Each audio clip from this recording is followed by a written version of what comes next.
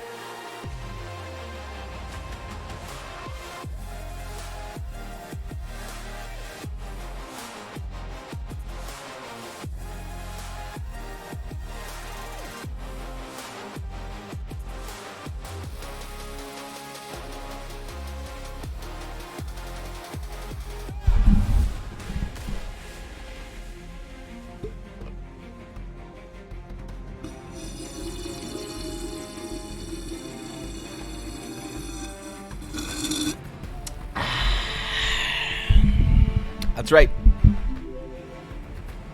That's right. Sub-activated, uninterrupted intro overrated. Damn it. Way to troll Evan cultivated Evan will sip Kappa.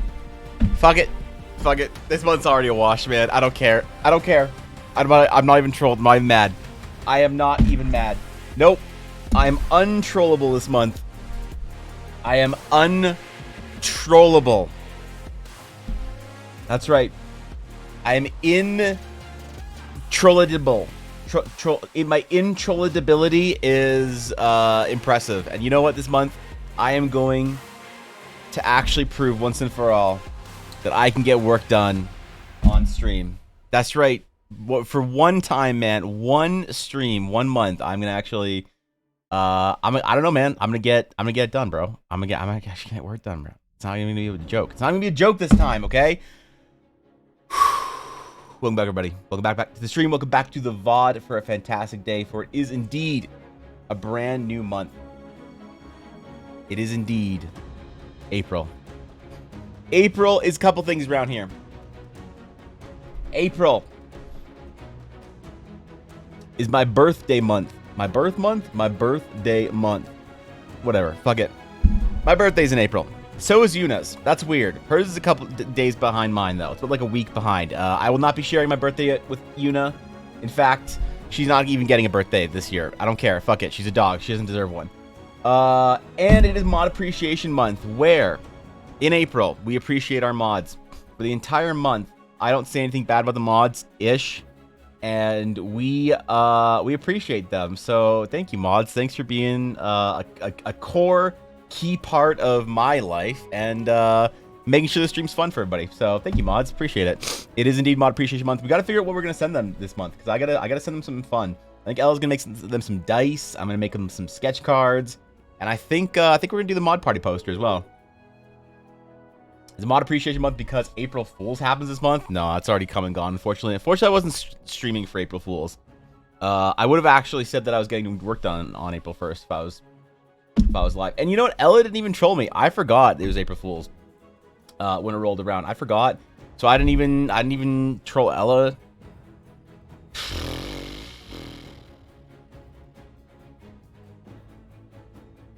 I let myself down. 0 trolls happened on April 1st. I was kind of busy. So, is it birth month? Who celebrates birthdays anymore when you can claim that month? Yeah, I know. It's my birth month. Fuck it.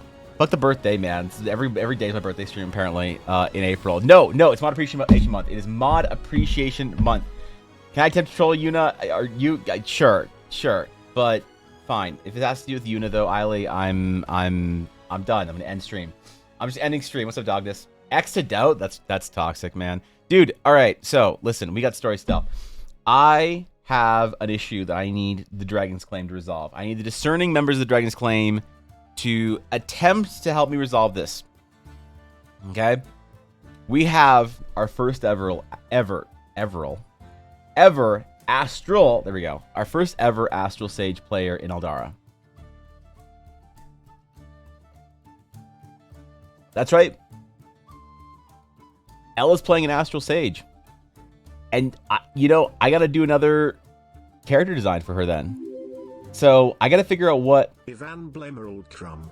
You're never getting the Astral or the Alexandrite Crumb. Ella, stop trying to get crumbs, you degenerate. Alright? Stop it. You're hereby banned from getting another crumb. Alright, 3 years. That's 3 years next month, dude. Actually, well, it says 36 months, but... it's actually not 3 years until the 37th month, so I'm not thanking Ella for the sub, even on 3-year anniversary of her sub.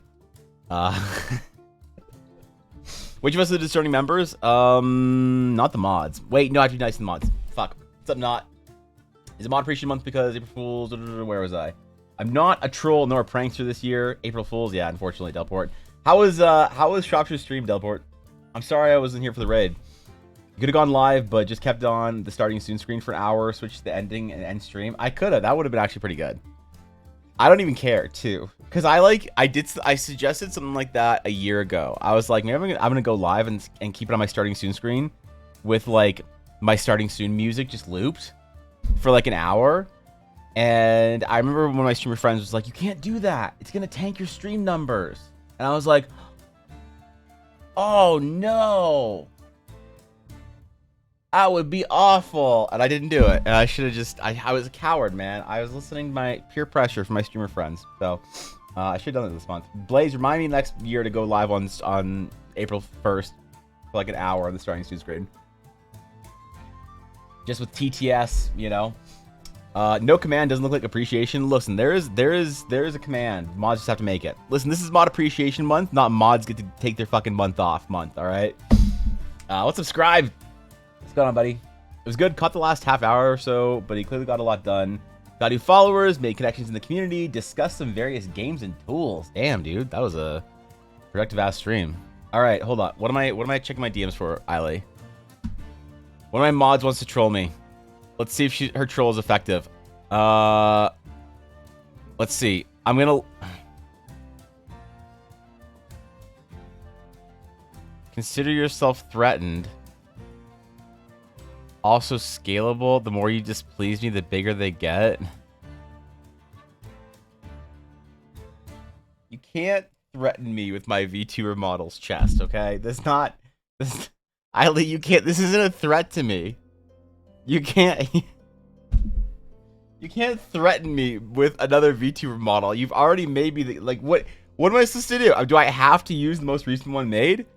What if there's one of Evangeline with a modest sized chest that I could use for Project Evangeline? You just come in here and demand threats, all right? This isn't a threat. This is a veiled promise of work for yourself that is, let's face it, you're not going to do. But I am a little shaken though, Eiley. All right, I'm a little shaken. It's a few weeks before my 3 years. I was short money. It was a few weeks late. Rob, you just for fuck's sake, man, you just keep unsub. Like, I appreciate the support, bro. I appreciate you being here and being encouraging. Okay, you don't have to stay sub for 3 years. I gotta do something for 3 years subs, man. What should we do for 3 year subs? We gotta do something. I don't know, man. We gotta do something kind of like a badge or something. I don't know. What other streamers do for long-term subs? If you get a 3-year sub in another Twitch streamer's channel, what do you get out of it? Because I feel like the bar is really low. You know, 3-year subs should get a 2-year sub badge created for them. Okay. Okay. Okay, fair. All right, look, I deserve that. I deserve that. I haven't seen good enough sub badges yet, though. And all the ones that I've done, I have not seen a single sub badge that's good. So I've been working on it, honestly, off and on for the last month or two. I've been so busy and behind that I want to throw up every day when I think about how much work I have to do. But my sub badges are indeed on the plate somewhere. It's a big plate, okay? Leave me alone. But the sub badges are important. I wanted to, before anyone hit 3 years, to have a 3-year sub badge. And then have, obviously, the 1 and 2 year. But I don't know if I feel like continuing the book tradition. I feel like the book tradition was an interesting way to start my sub badges, but I don't think it represents... And I knew this with my books. The books, I knew had to go at a certain point in time once I hit, like, the 1, 2, 3 year mark in streaming. Which also, I can't believe I've hit the 3-year mark almost in streaming. Next month is going to be our 3-year anniversary, and I got some plans, bro. We got some plans. I'm not gonna let this one be a small event. So, other streamers, a small thanks. Oh, okay. Maybe I should do like a badge card. I think like a sub badge card. Sub badge card, it could be cool. Yeah, fuck it. I'm gonna do a sub badge card.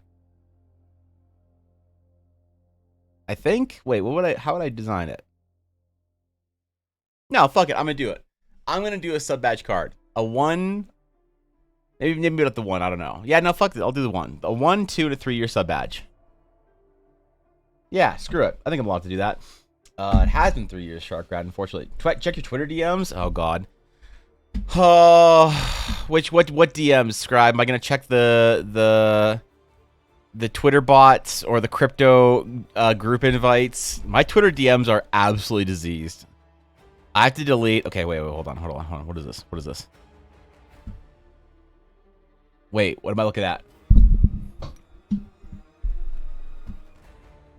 What am I looking at?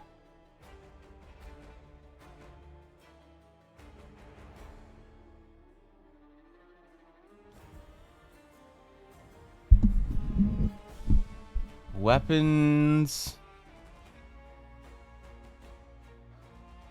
Wait, what?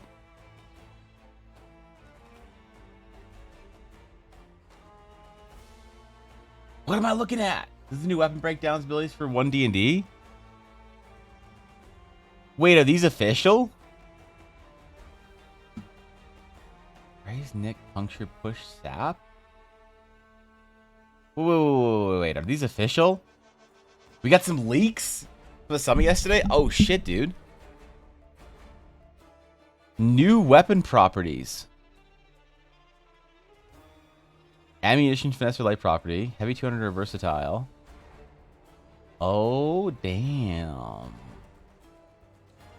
Wait, are they actually making magic items interesting in 1D&D?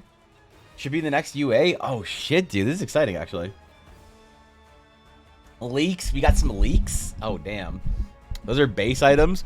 Yeah, I mean, I always wanted them to do something more interesting with, like, base sort of... I wanted them to MMO-tize, I guess. The structural integrity of a pasta strainer. No, but if we say leaks, then it's still more dramatic that way, okay? Let me just say leaks. Let me leaks these. Pistols, musket, longbow, blowgun. What the fuck? Whip. Oh my. Oh Jesus. Oh god damn. A maul. Sorry, mool. Yo, that's sick, bro. Wait, this is all going to be the new SRD. Oh shit. I don't know. Are you excited for 1D&D?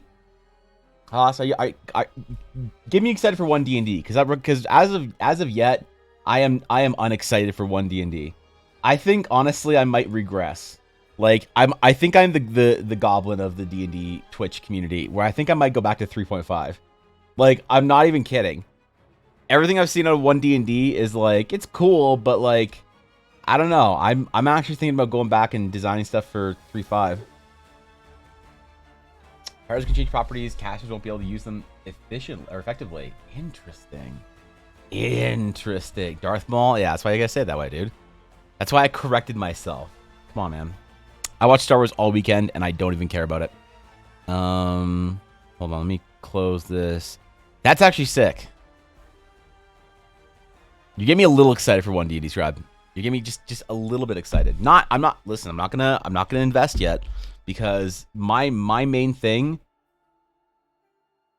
I just don't want to pay for digital books, man. I'm not a D&D Beyond user. I just don't want to pay for digital books, and I feel like everything 5e is gonna be, or sorry, 1D&D is gonna be digital, and they're gonna want you to microtransact it. And it's like, oh shit, you want to get the fighter, bro? You got to pay $4.99 for that. Or the new books will include digital codes. Are you okay? Is that a speculation or is that an announcement? Because when D&D Beyond came out, I was working at a game store. I was working at the largest game store in all of Canada, in fact. And I got some info a little bit ahead of time, whatever. Hey, man, you want to go take a look at this beta, check it out, whatever. It's called D&D Beyond. And I was like, oh, shit. Beyond? I like Beyond. That's a good word, man. All right, so D&D Beyond. So, like, yeah, man, you go there and you can get your book online official. So, you know those PDFs you have, your 3.5 books? You can get official versions. And I was like, that's crazy. I can get an official book. And they're like, yes, dude. Yes. And so I was like, okay, cool. So, just so I know when someone comes in and buys a book, how do we do this? My manager was like, what do you mean, Evan? And I was like, how do we do this? Like, what do we do?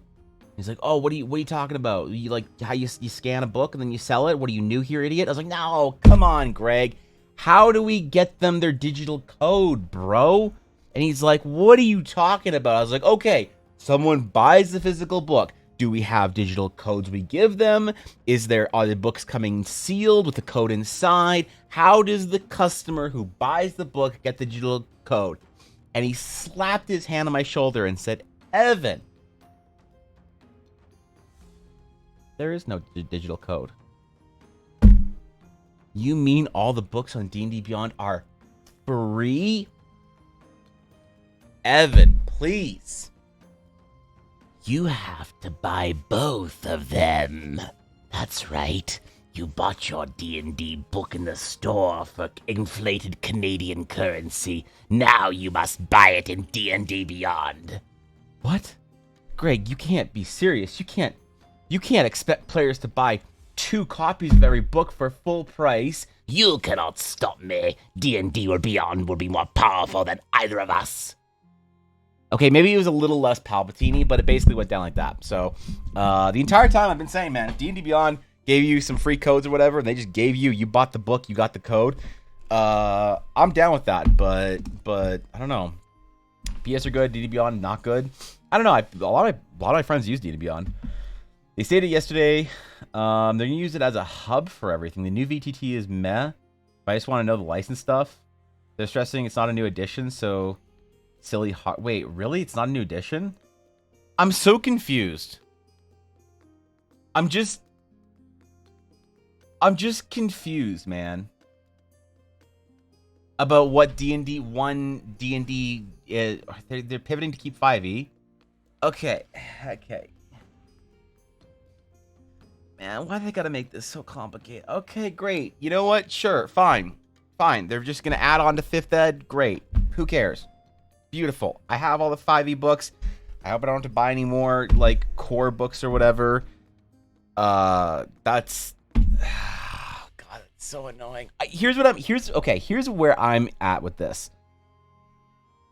I play 5th ed with my players because they're idiots. They're not idiots. I just like to make fun of them because they play 5e. No, I play 5th ed with my players because they like 5e. I prefer 3-5. I'm not even gonna be the one out there that thinks he's cool because he's like retro or some shit anymore. I just prefer 5e or 3-5. I prefer the way the math breaks down. I prefer the mechanics. I prefer the progression. I think progression in 3-5 is infinitely better than progression in 5e. No one has yet to make a case to me as to why progression in 5e feels better than 3-5. Okay, but that's fine. People like it. That's great. I don't care. As far as I'm concerned with my adventure planning, I'm just going to make it for 5e and for Pathfinder 2e. And I'm just going to make both of them. I'm just going to make them both simultaneously. So whenever I make an adventure for Eldara, I'm going to publish it in the 5e version, in the Pathfinder 2e version, and then eventually I'm going to publish it in the Eldara system version. And then eventually, if it becomes popular enough, I'm only going to publish it in the Eldara system. All right, the first, who knows how many adventures will be in both. I'm just confused. I'm just so confused about what Wizards is trying to do with 5e and 1 D&D or whatever. Give me codes for the books I purchased prior. Do you have any idea how hard it is to get Zoomers or get other Zoomers to use paper? That's true, actually. You're right. Make a good point. At the time, DDBL was not owned by Hasbro. Yeah, but I assumed that they had like some sort of like. I assumed it was, honestly, Victus, when I first heard it, because it was called D&D Beyond. And so it had, like, a direct license, whatever, agreement, something or another. I just assumed. What's up, Lady Soja? New PHB and DM book with adaptation updates. I need to buy a new PHB and a new DMG.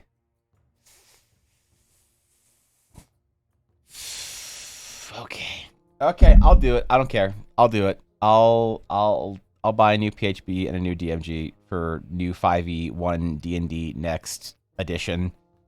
The one thing I won't do though is I probably won't switch away from Foundry. I just started my new adventures in Foundry, and holy shit, Foundry is like the Giga Chad like alpha doge to Roll20's sad little beta doge.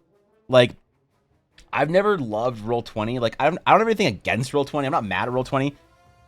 But I know I've heard some like behind the scenes shit. Like, I'm not an industry expert. I don't have connections. I don't go to fucking Gen Con, all right?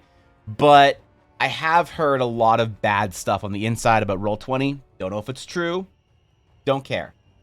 Care about the product. Roll20 is okay. It's a bit clunky, but I haven't ever felt excited to use the tool. I'd still recommend it for anybody that wants something easy, but Foundry's been insane, dude. Foundry has been absolutely insane. And the fact that Foundry has a mod ecosystem, what the fuck? So if they like try and get me to use their VTT, that would be, it's like, Evan, what would get you to stop playing D&D? If they told me that I had to play D&D in their VTT, that's when I would stop playing D&D. I'd start playing Pathfinder and Foundry. Best argument I've heard for 5e, not just for D&D system, for all TTRPGs, that's where you'll find a group. It's sad, but that's the truth in it. You're not wrong. You're absolutely right. They want to streamline updates, so adjusting classes and new creature math, somehow keeping it all backwards compatible. I don't know how they can do that. Like, I don't know why they don't just say it's a new system. You know? What's up, Ashy? What's going on? Damn. It's just the new books are massive as well. They better be. Fuck, man. I just want to see one, you know? I want Wizards to send me a review copy as an important and influential person in the D&D community, Wizards of the Coast. Send me a review copy. Or at least a PDF. That'd be great. Yeah. Yeah, thanks, guys. Appreciate it. I'm getting my stuff ingested currently. Yeah, I don't know. I don't know, man. It's not called Dungeons & Dragons Beyond. Those Ds can mean anything. That's true. That's true, Dogness. I thought they still own the D&D trademark, though, don't they? Isn't new creature math and adjusting classes, by definition, not backwards compatible?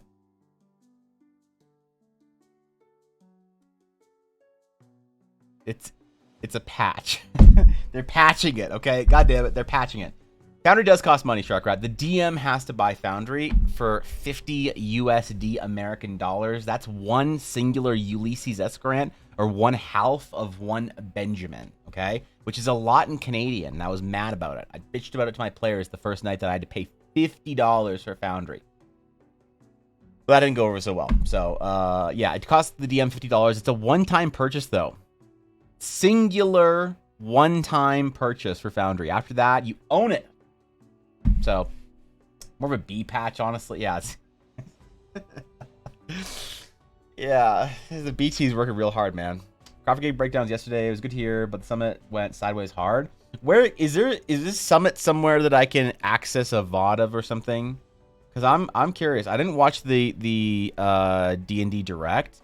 I still have to do that, and I don't know. They're treating it like a DLC to try and not lose their audience. 5e is the biggest ever. That makes sense. It's like they tried to like see if they could like strong arm a new edition. They realized they couldn't because everyone was like, "Nah, fuck you."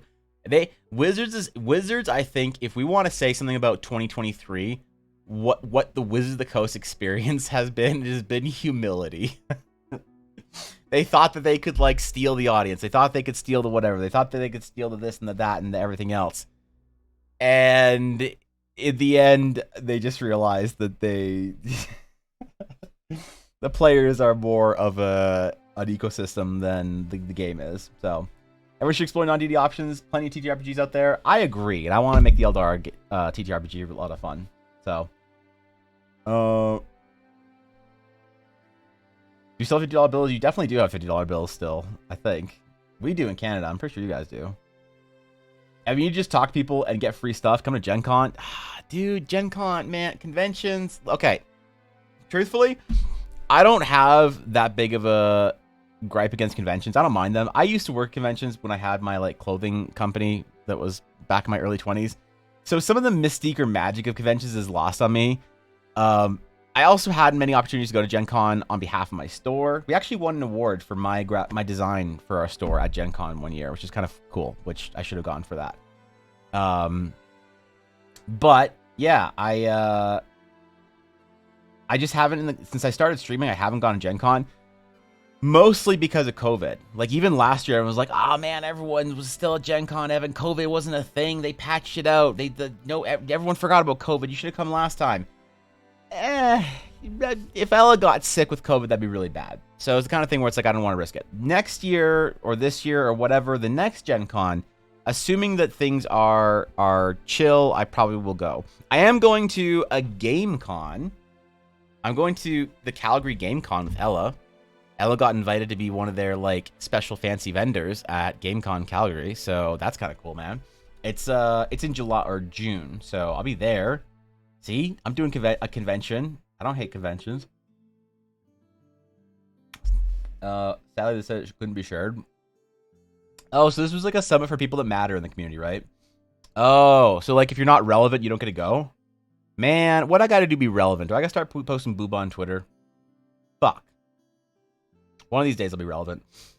Somehow I got there. You're like a huge Instagram. I mean, isn't your Instagram like 100,000 people? Instagram. Yeah, what do you mean? You're relevant enough. I think what's the least like relevant you could be to still get invited to this kind of stuff? Dungeon, scribe. Yeah, bro, you got like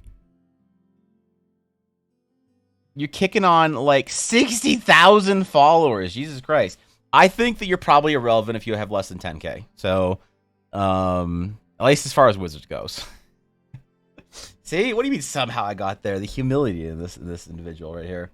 That was a wild patch. COVID patch was crazy. Hopefully the devs never go back to that. Yeah, honestly, that was a weird patch. I don't mind it. It was better than the internet fighting patch. I'm kind of glad that we're going we're going forward in the patching cycle though. Yeah, the GameCon is in Calgary on June. I think it's early June. So I'll be there with Ella, and she'll be selling her dice, and I'll be, I don't know, man. Just don't consent to getting sick. The vid legally can't infect you. That's true, actually. Yeah, you're right. I should just not sign the waiver. 2.02.3 DLC erased the COVID bug. No, it didn't erase the COVID bug. It just added the warp. The war patch is just we're still unfortunately, people don't realize we're still on the war patch.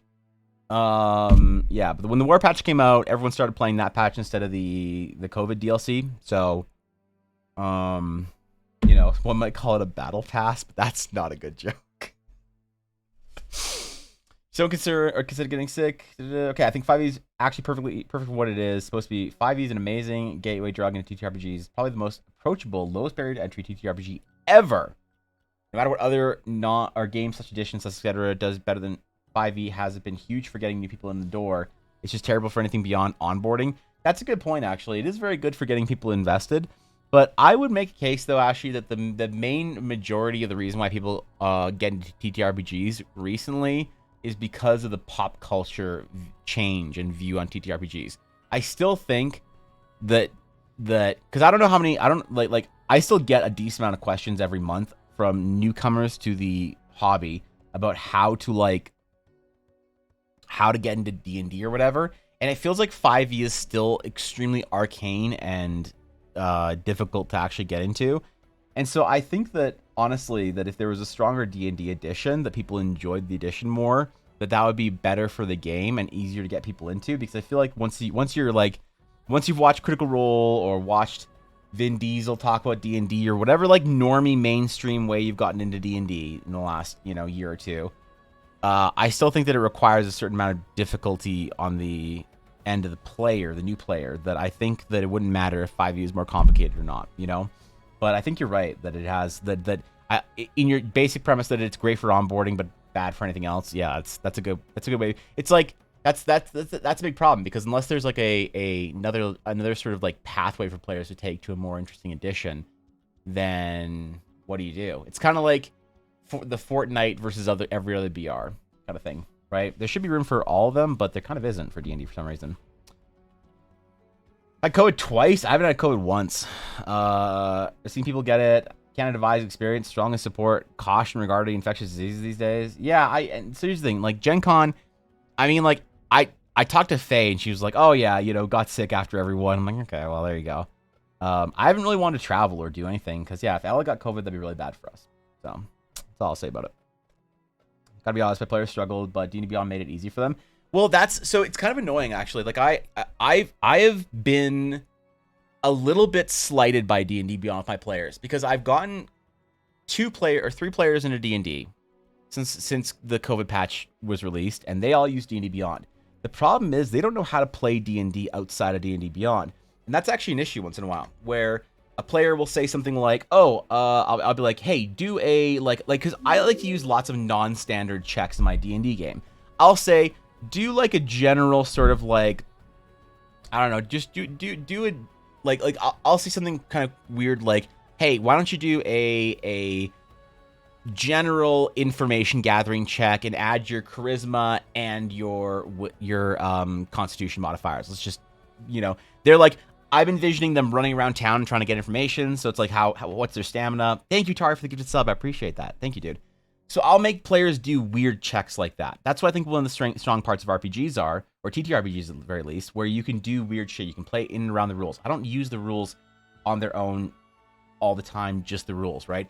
I will expand on shit, and I like that about TTRPGs. So I'll say like, hey, do this like weird kind of check with these things, and I'll have one of my players be like, how do I do that?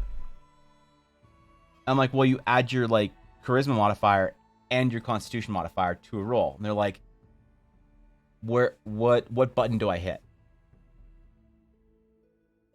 I don't know, roll a d20. You can do that in the VTT, you can do that physically, you can do it either way. And they're like, but I don't see a button for it, Evan. How do I, you know? And so a lot of my new players, they don't know how to fucking play D&D. They know how to play D&D Beyond. And so I really feel like D&D Beyond's kind of bad in a lot of ways because it forces players to learn how to play D&D adhering just to the rules and doesn't necessarily allow them to learn how to play a TTRPG in general. So I got mixed feelings about D&D Beyond, and it's not D&D Beyond's fault either.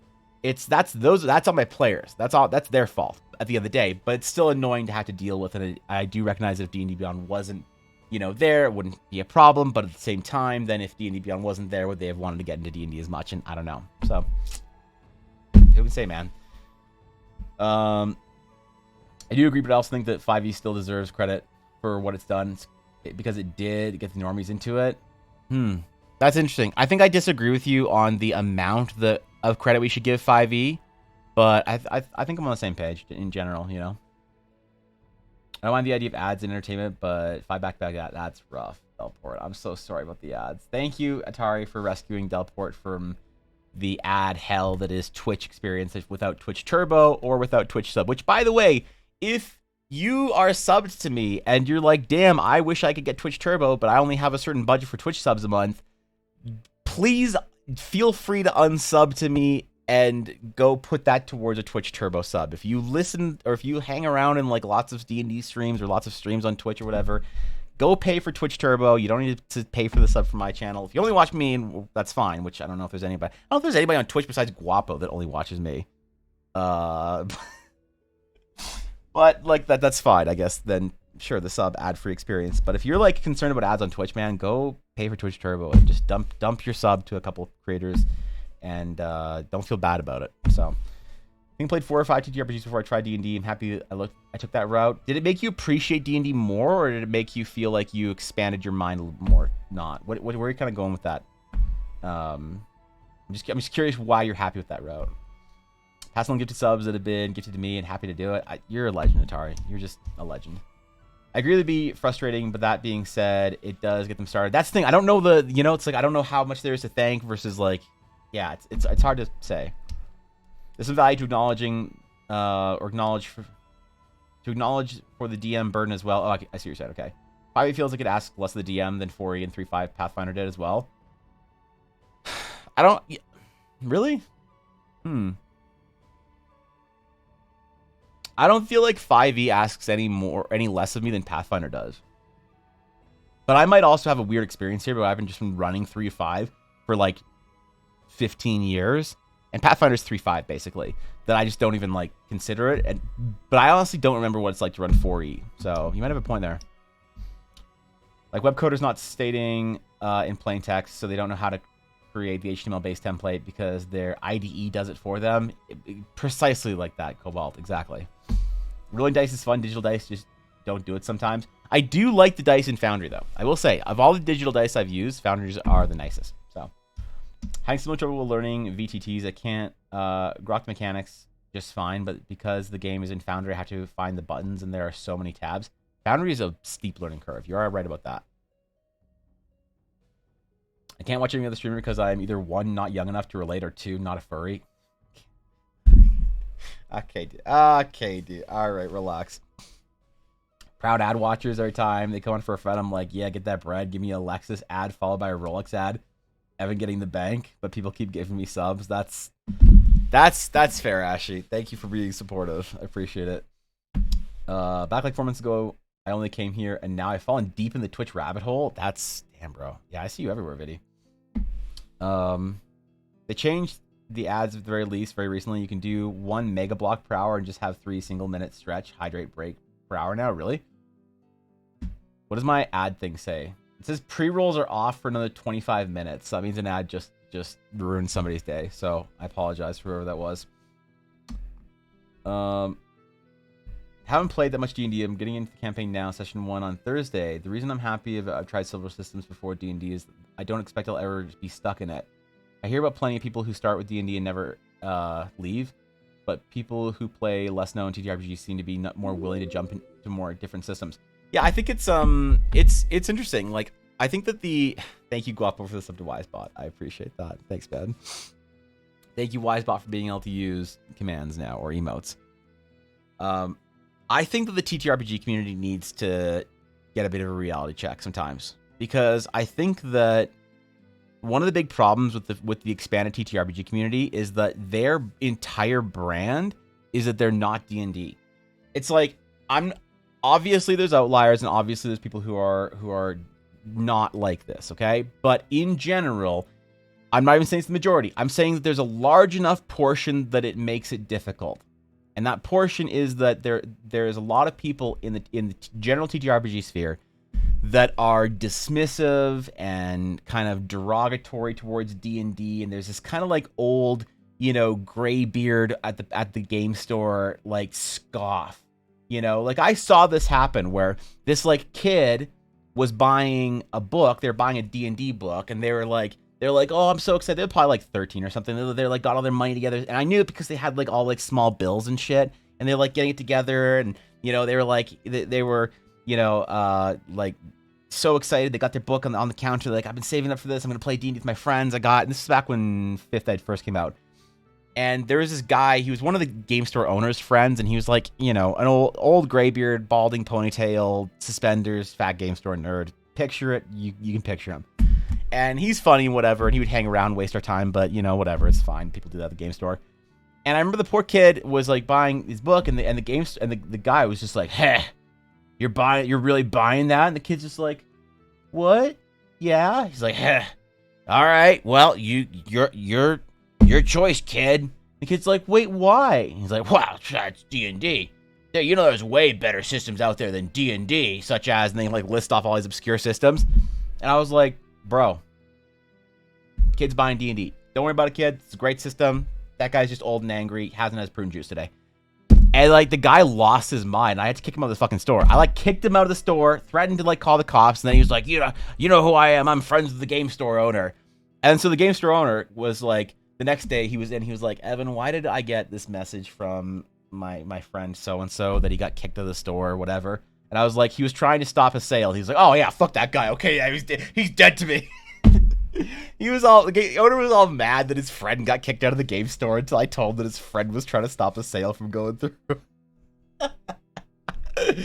But so we have that kind of energy in the TTRPG community. A lot of times, it's like, when some people who have other systems, other TTRPGs, it's less of a, hey guys, there's something cool over here. You want to come see what we're doing over here? And it's more of like a, you tired of D&D? Yeah, me too. That's why you should come over here with us cool nerds. And it's like, okay, come on, man. Like relax. You're not going to build an entire ecosystem on negativity, right? So I think that the TTRPG, I'm hoping that the Wizards of the Coast fucking up so much this year and last year allows for other creators to flourish in the the ecosystem. But I'm also hoping that the other creators, we take this opportunity to say, like, hey, there's a problem in our community and we need to get these people to fucking chill. Like, anytime someone's like, you should come play GURPS or this or that because it's not D&D, it's like, calm down, grandpa. We're going to invite people over here because it's fun, not because that isn't fun. That's the way to do it. But I don't know. I'm just fat nerd of the internet. So I always still preference how you set it up, but I'm glad for flexibility. Yeah, true. I'm glad they do that. I don't know if I'll ever change that, but I think it's probably a good thing they did, Ashy. What button do you use for the reality check? What modifiers apply? I haven't seen that reality check for D Beyond. Oh god, yeah, poor guys. Poor guys, man. they have some rough gatekeepers, yeah. View it as a nerd, but not a TTRPG nerd. The scoffing is a big turnoff and wanting to explore systems in the community. And here's the thing. A lot of people say, like, when I level that criticism at the TTRPG community, a lot of people could jump to the defense and say, oh, well, this, and this person do this, and this is, like, Evan, how could you say this about the TTRPG community? How can you say this is a problem when all these people are like, it's like, calm down. Calm down. I understand there's lots of people trying to work against it. Good. You know, bless them. Let's support them. But it is a problem in our community where if we want to get people in, we have to make sure that we are so not aligned with the, like, angry, scoffing nerd gatekeepers that we are just showing nothing but positivity. It's kind of like a video game where it's like, if your entire brand is that you're not this other video game, you're not going to win. Right? If your entire brand is like, oh, fuck World of Warcraft, if you don't like World of Warcraft because you don't like easy, casual nerd games, you should come play our MMO. You're not going to get people over there. Final Fantasy did it by being positive. They never talked shit about World of Warcraft. They never said, you tired of World of Warcraft? You should come play Final Fantasy 14. They just made a great game and said, hey, it's a whole lot of fun over here.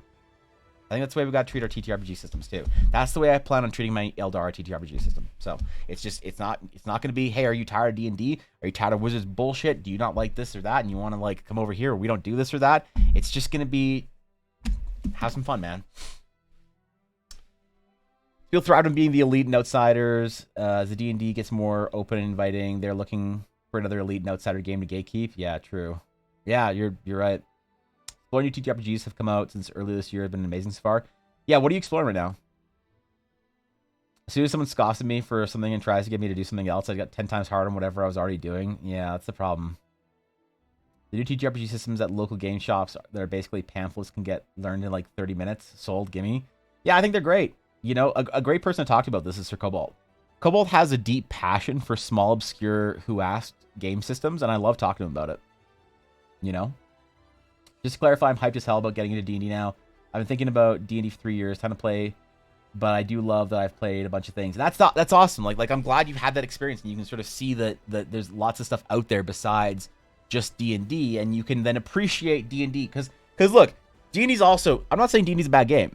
I love D&D. D&D is at the top. I don't just think for cultural reasons or name recognition. I do think that D&D is one of, if not the best TTRPG out there in general. In general, calm down. All the problems we love a lot, D&D, I do think it's the best system out there. I recognize that I think D&D is the best system while having a preference for other systems, if that makes sense. You know, and I do hope that I can get my players to be confident enough in their ability to add more than 2 single-digit numbers together to play Pathfinder. I'm not saying that's the entire reason why anyone doesn't want to play Pathfinder, but I am just saying that often when someone's like, "Oh God, Pathfinder, you want me to play Pathfinder? That's like 3.5, man. You want me to play 3.5 edition?" Oh, I don't have a scientific TI-84 calculator, Evan. How am I gonna add Pathfinder numbers together, bro? I can't factor polynomials in my head. And I'm like, oh yeah, you're right, man. Pathfinder and 3.5, they're really stressful. Dude, like just adding, you know, between 2 and 4 single digit numbers together to get your modifier, that's just it's so unacceptable. I know. I'm sorry I asked you to add more than 2 single digit numbers together. No, I think it's great. I wish people would give Pathfinder a chance in 3.5. The whole shebang with the license led me to explore Call of Cthulhu and get excited about Morkborg, which I have yet to play. That's awesome. See, that's what I'm really hoping, Hairbrains, that more people got the confidence and courage to go try all this stuff and see and appreciate the TTRPG community. Like, imagine, the way I see it is it's like, you don't hear people say, oh, I don't like, hey, what, how do you identify nerd? What are you? Are you a comic book nerd? Are you a movie nerd? Are you whatever? And they say, no, I'm a gamer. No, nobody actually calls themselves a gamer, unless it's ironically. But let's just remove the irony for a second. People call themselves gamers, and it's like, oh, the next question is, what kind of games do you play? Well, I like to play Call of Duty and Overwatch and Fortnite. I don't like to play any of these games, but, you know, in general. And I like to play new games, like I played God of War, that was great. And I played Horizon, that was great. I played Last of Us, that's great. I haven't played any of those games. I'm just being a normie, you know. But they say, Evan, what kind of gamer are you? Well, I play MMOs and Sims and survival and whatever, so... you know, so I play a lot of Warcraft and Final Fantasy and ARPGs and, you know, Diablo and shit like that. They're like, oh, cool. But for TTRPGs, we don't have that same thing. It's like, oh, you're a TTRPG player. What do you like to play? And it's not like, oh, I like to play D&D and Pathfinder and this and whatever and this system and that system. It's always just like, oh, I'm a D&D player. I think that's really bad for the hobby. You know, I think it's really bad even for D&D to have a monopoly. It's a vague definition that varies widely on personal experience. I don't encounter a lot of what Evan's talking about lately, but I trust that he does encounter it because he says so. I think you're right, Evan. I don't often encounter myself. Yeah, that's the thing. I'm not saying that it is a large majority. And that's good. It has actually gotten better. In the last, you know, maybe five or so years, the TTRPG gatekeeping community has gotten a little bit more chilled because more people are excited about it. And you won't wash out the negativity by attacking the negativity. You'll wash out the negativity with enthusiasm. So I'm glad you haven't had those experiences, Delport. But I still see it actually kind of often.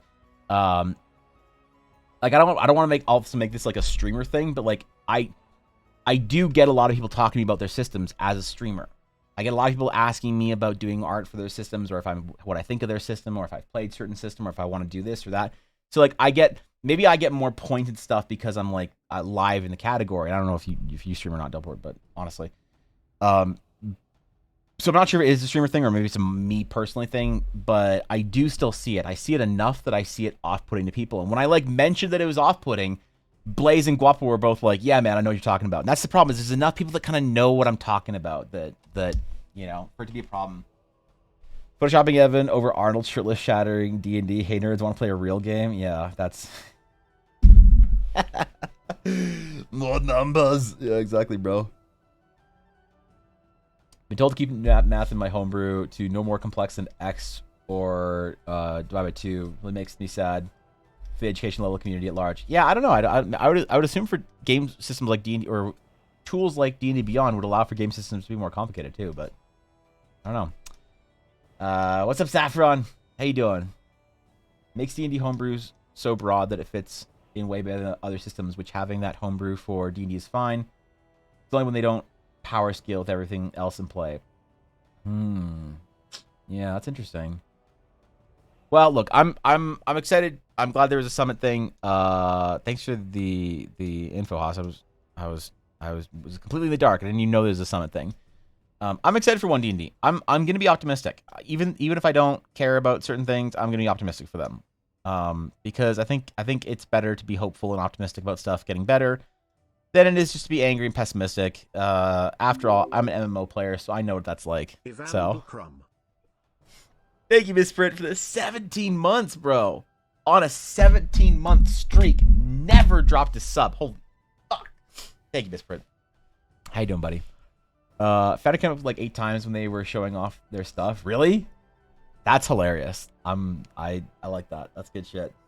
Yeah, I'm hopeful. I'm excited. Even if I don't necessarily care about a lot of stuff that D&D adds. Because I also recognize that most of the content D&D adds is not content I will ever care about or use. Ever. I won't touch anything that they put out that's not a rule. Because anything, there's rules and there's mechanics and content for D&D. And mechanics are, here's how to interact with the world, and content is, here's the world. And so anything content related, I find personally the most fun part of D&D is designing all the content. Everything from every single monster to every single location to every single item to every single whatever. I like to completely do all the content myself. So the problem is a lot of times Wizards releases a book, and the book is like, here's a whole bunch of content. You know, and I'm, okay, that's cool. Are there any new rules in here? No? Okay, great. I'll skip this one. So I think that, like, if there's a new PHB and DMG, I'm excited about that, and I hope it's good. But anything else they release, setting, whatever, campaign guides, past that, I'll probably skip. So, not super into mechanics in general, but I am friends with, or if I'm friends with, we got semi-good story. Wait. If I am with friends, Jesus Christ. I am unable to read this morning. If I am with friends, we got a semi-good story with fun characters. I'm pretty happy. That's all I need, man. Yeah. Your DM last night said we saw a footprint and made the mistake of telling us it was 12,000 feet long. So I naturally did the math and had to figure out the giant stride and calculated where the next step would be. You're a nerd. You are a nerd, Saffron. That's some nerd shit. All right. We have a couple projects today we're gonna work on. We're gonna work on a couple things. I want to paint a bunch of characters this week. I'm gonna do my warm up today. We're gonna paint and do some sketching on Runa because I want to get Runa done.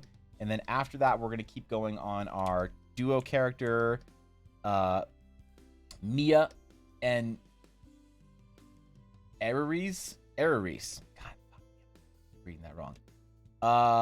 Our bard and our mage. There we go. We're gonna warm up for a little while. Maybe work a couple of hours on Runa, and then we'll move on to. I wanna finish both these pieces by the end of like next week. So I got a lot of work to do, man. But this one, honestly, if I screw this one up for Fishy, she's gonna get me canceled, bro. Like Fishy's a VTuber, man. You don't mess with the VTubers. When VTubers have D&D characters, that they don't fuck around, dude. Like I accidentally once made art of Ashy that wasn't princessly enough, and I had, well, for legal reasons I can't say, but it was a bad time. So, Ariris, fuck, thank you, Ariris, okay, thank you, Victus. So yeah, we're gonna do some warm up today, and then do some concept stuff. Kind of get to work on 2 projects at the same time, and that's the way I wanted to do it anyway. But I really do want to finish both these by the end of next week if we can. And after that, it's going to be Guapo's character, and then Mod Appreciation Month. And then we're going to do the Mod Appreciation Month poster, which we're going to do the Mod Party poster. So Guapo's character, I'm pretty sure he wanted to make as his mod character. And I'm pretty sure that Fishy said that she was okay with Runa being her mod character. So we just got to put him in a poster. Obviously, we'll need to make new art for them, which is time-consuming, but that's okay. I'm not super worried about it. I'm not concerned, if that makes sense. So, thank you, Miss Britt. I appreciate the gifted sub to Saffron. Thanks, bro. Thank you, man. What's up, Mel? How's it going? 10 more days. I have 10 days, huh? I will strive to finish before then. It shall be done. It'll be done? Okay, all right. I'm excited. And then after we're done with the Mod Appreciation Month stuff, and then once we're done with the Mod Party poster, and then once we're done with the commissions, then it'll be starting maybe one of the most important projects I'll ever do on this channel. And that is Ella's Astral Sage. Ella's Astral Sage is going to be one of the most defining projects I'll ever do on this channel. Okay, this is going to be the first Astral Sage player character. Not the first Astral Sage in the world, obviously, but this is the first time a player has ever heard me talk about an Astral Sage and said, you know what, Evan, that sounds cool enough. I want to play it. So we're working on mechanics. We're developing the rules for it, and I'm definitely excited. I am worried, though. I'm concerned. Concerned that I won't actually make anything cool enough, and poor Ella will have been roped into playing an Astral Sage without actually knowing that they're actually lame. Secretly. Because, I don't know. I think I'm okay with the rules and mechanics, but I'm not an absolute turbo nerd on it. So, I don't think I can... I don't think I can talk shit. You know, it's like the problem is on the internet, whenever you try and like say that you're semi-confident in your abilities to do anything, unless you're an absolute master at it, you get torn to shreds. Which is why I always talked about how I'm dog shit at art, because then no one's expectations for me is, you know, anywhere near where they could be if I actually said that I was good. Also, because I think I'm dog shit at art. But those are 2 separate sort of, you know... those are 2 separate issues. So, I don't want to ever make myself sound like I'm a master guru at mechanics. I think I'm okay, but... I don't know, there's a lot in there that we gotta figure out. There's like a whole bunch of design and beta testing that I gotta do before I can release the Astral Sage class live. Right? Missed it here. Saffron, welcome back. I'm glad you're here. Gotta work, but hopefully it will be a very short day at the office. Okay, alright. I feel it. Yeah, screw Tuesdays. I was going to say Monday, but I forgot that I start stream on Tuesday. I kind of miss going into a location to work. I kind of wish that I had like that separation sometimes. You know? I'll like try and play some games or whatever with Ella in the evening. And I'll see my Photoshop is open with some project on it. And I'll be like, oh shit, bro, I gotta work, man. I gotta do some stuff.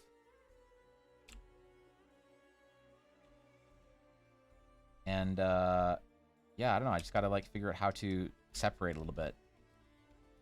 I remember when I had to go into work and I came home, I would like never take any of my like work into home time.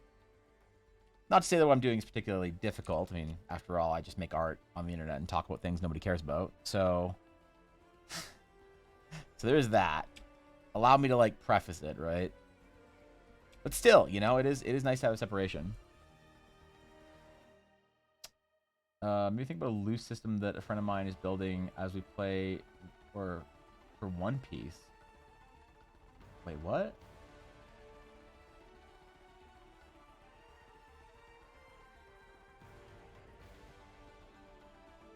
Wait, this is all just devil fruit mechanics? Wait, that sounds sick. My DM is a physicist and I love sci-fi. That all right. That's pretty chill. Your DM sounds like a nerd. I like it. Mighty blessings the Opal Crum. What's up, Crimson? How you doing, man? What is up, buddy? I feel like I'm not dark enough here. There we go. 10 was not quite dark enough. So yeah, I'm going to warm for a little bit on this piece, and then we'll try and finish off the design for Mia and Ariri's. After. Maybe I'll do some mod party poster planning today at the end of the stream as well. Oh, I've got so much to do. I've got just so much to do this month. It's good. It's fine. And I'm redesigning some of my Patreon stuff. Fuck, dude. I bit off a little bit more than I could probably chew this year, but that's the only way to actually grow, isn't it? I'm related about my DM is doing a little cowboy campaign. I'm playing Sigourney Weaver from Holes, but as a lizard. Why are you playing Sigourney Weaver from... Okay. Unfortunately, I've never seen the movie Holes. I'm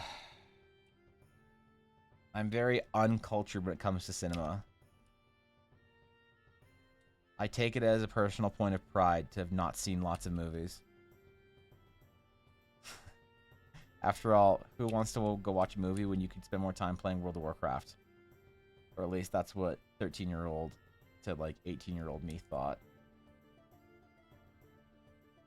And I've kind of missed the experience, man. I've missed the cinema experience. I've wanted to get back into it a little bit, but I don't know really where to start. I don't know if I really want to go see a bunch of new movies, because I hear new movies suck.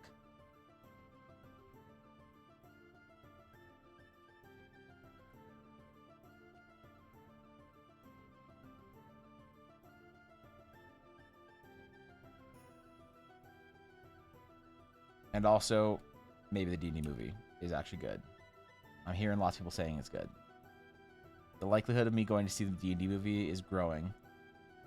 Is growing by the day.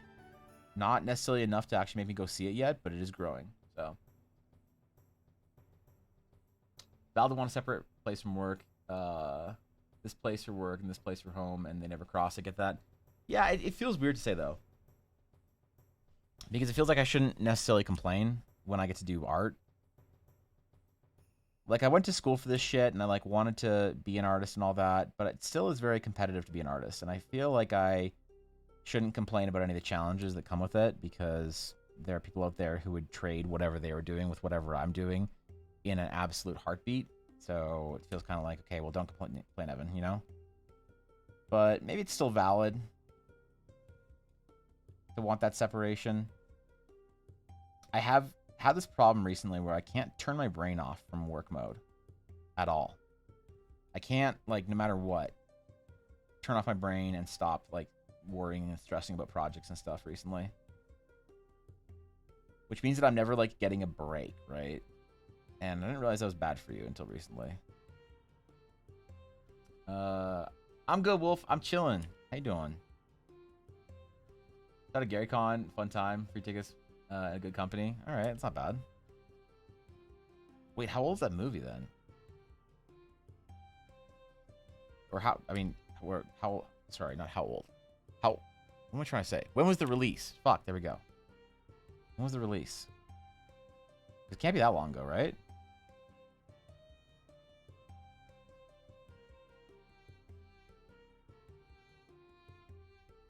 I don't know. As far as the D&D movie goes, I'm just like not the biggest fan of like ironic, silly D&D.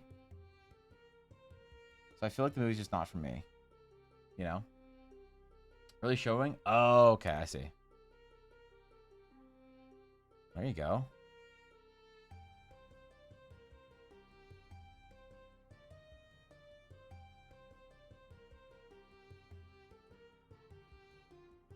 I thought it just came out, yeah.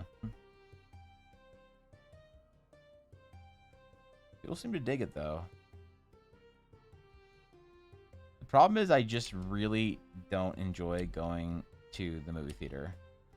And when I go, the movie theater experience is also very expensive. Right? Because I am not about that cheap-ass theater shit anymore. I want to be in a fancy seat, separated from the other moviegoers. I don't even want to be in the same theater as anyone else. I don't want some, like, 65-year-old dude sitting there coughing the entire time. I don't want some 13-year-old Zoomers phone lighting up every 5 minutes. I'm so impatient when it comes to movies now that I just recognize that I'm not like tolerant enough for the collective experience anymore. That's definitely a me problem. It's not an issue of the world needs to change for me. It's definitely a me issue, but an issue it is still.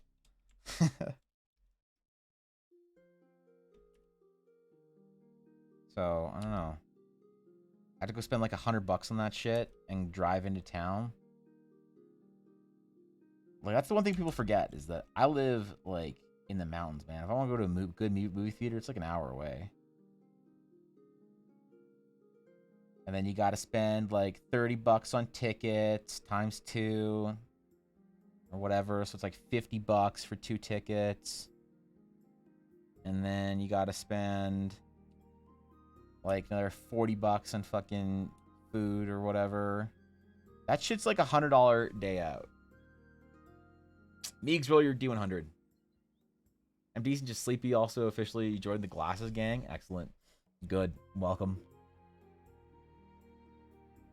My astigmatism would like you to enjoy your stay. It's all silly. Maybe I should just embrace that and just enjoy the fun. You know? So, in your opinion, though, how much of the movie is them just trying to like member berry stuff? Like, how much of the movie is just them trying to be like, hey guys, do you remember this word for D&D? You remember beholders? Anybody remember beholders? We just said beholder. Do you guys remember beholders? Yeah. How about owl bear? Did you guys remember the word owl bear? Yeah, here's an owl bear. You can say, I remember owl bear. Because I was worried that the D&D movie would just be them trying to like sort of pander to that. From what I understand, it's a little bit of that, but I haven't gotten a good frame on if it's like a little bit of that or if it's like mostly that yet. You know? Like the astral tat being there. Remember them being on the back before, so you think it's good. Going to be different for each one. So for the astral knights themselves, typically it's going to be on their back or chest, but I'm letting Fishy do something different because whatever. You know, it's one of those things where a player wants their astral tattoo on around the belly button. Ivan Blalexander Sure. Crumb. Why not? You know? If you want it to be wherever you want, you can put it wherever you want. But they're supposed to canonically be on their backs and on their chests. So, thank you, Dory, for 100 bits. I appreciate that. Also, thank you for including an Alexandrite crumb in there and not just leaving it TTS list to have me grow increasingly nervous with no TTS. So, thank you, man. Cheers. Appreciate you. Stigmatism gang. Yeah, I don't have a huge prescription, but I do have enough that like I can draw perfectly fine with my glasses. The problem is that and even reading chat's okay. It's just it makes my eyes tired, and from the way that my optometrist explained it to me, She said that wearing my glasses was just making it easier on my eyes overall. And the easier I can, like, even if I don't need them to do something, the easier I can make it on the eyes, the less I'll strain them. And the more I am likely to protect them over time, so. That's why I wear my glasses whenever I'm on my computer. You enjoyed Evictus? It's broken up into settings / scenes like seasons. They don't do too much placement, but it's a romp. Laugh pretty hard. Okay. Alright. I can deal with that. I can dig it. How much would this movie be? What's the AMC? Is that the theater company? Theaters Calgary. I think I'd have to drive into Calgary. AMC Theaters Landmark Cinema. Oh, it's Landmark. Okay. Landmark Cinema. Landmark Cinema Theaters or tickets. Let's see. How much is this going to cost me? Country Hills. Got it. Landmark Cinema. If I wanted to buy a ticket, show times.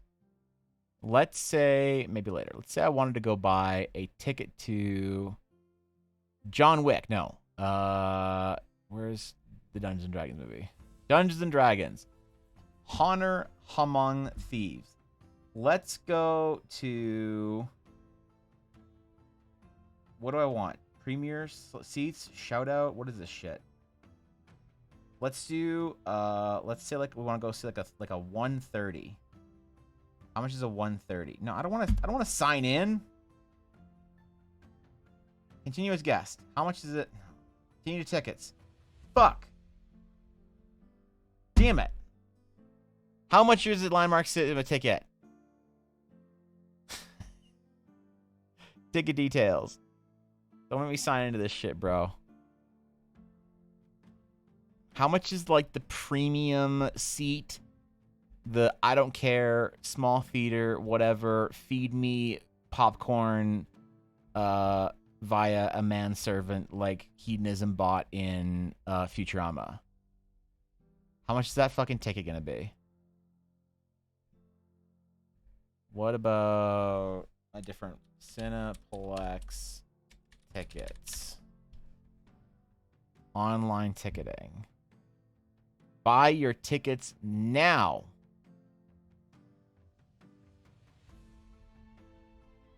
Dungeons and Dragons. VIP cinema. Oh shit, okay. Let's do 6:30. How much is this ticket gonna be? Damn it, it wants me to log in again. Fuck. Alright. Guess I'm not finding this out. Ella, how much are VIP theater tickets? Let me just Google that. How much are Cineplex VIP tickets in Canada?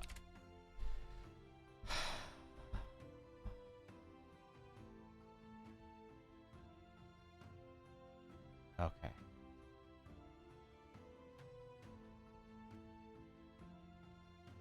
$25. Great. Okay, $25. So, D&D is gonna cost me $25 per person. I have to take Ella. That's $50. And you're probably gonna spend $50 on food. I'd pay $100 to see D&D movie. I want to pay $100 to see the D&D movie. Is it worth $100?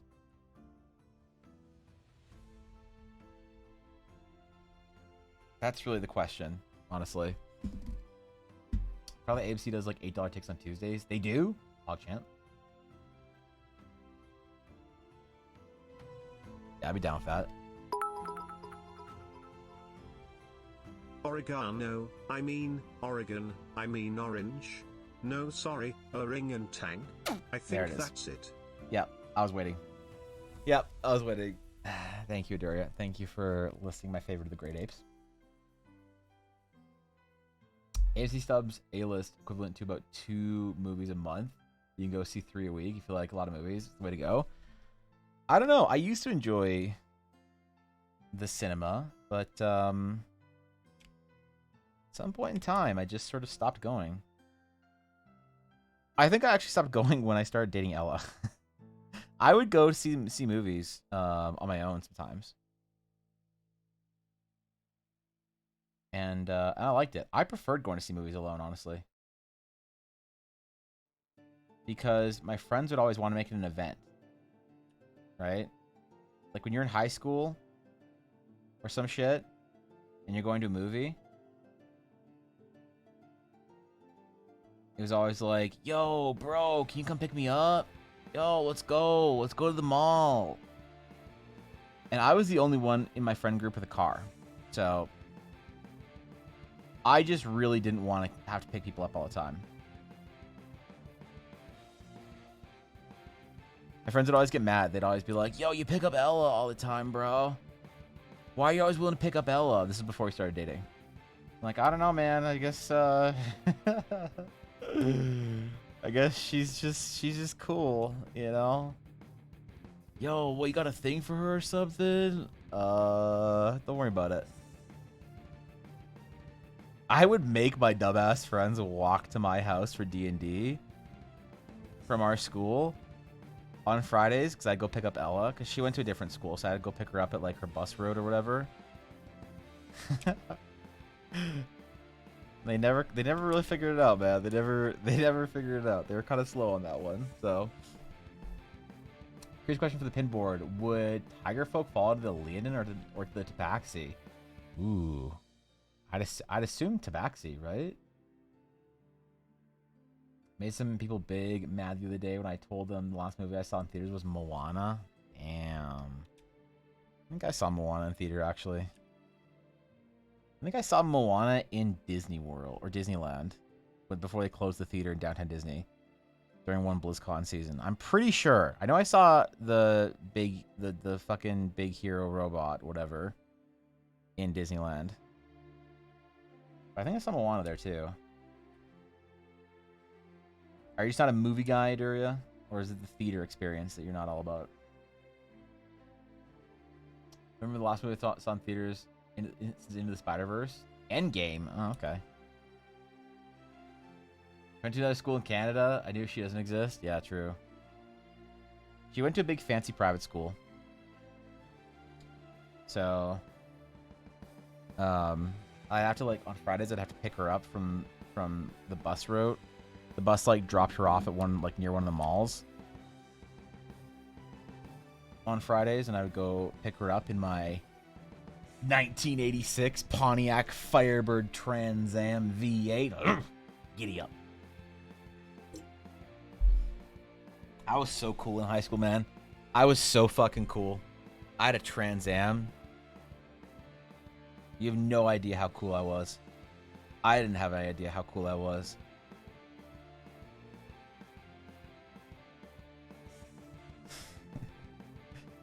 But I was also, unfortunately, the only friend in my group that had a car. So I would have to, like, I saw it as my responsibility because it's like we couldn't go out unless I picked people up. So I would spend so much of my non-existent high school money on gas, just picking my stupid friends up all around the city. And the problem is I went to, like, a special, like, gifted program school. So it's not like everyone lived within, like, a walking distance of our high school. Right? Some of us were like, it was like everyone in the south or whatever of the city went to that school. So I'd like sometimes to drive like a half hour in this direction to get one person, half hour in this direction to get another person, bring them over to my house, and then, God, it's a whole thing. So I just kind of stopped at a certain point in time and just basically only drove Ella and my friend Mary around. And my bro John, because he lived right beside me, or close to me anyway. So John was cool. But my bro Ryan, my bro Yavuz, man, they lived like in different cities, I feel like.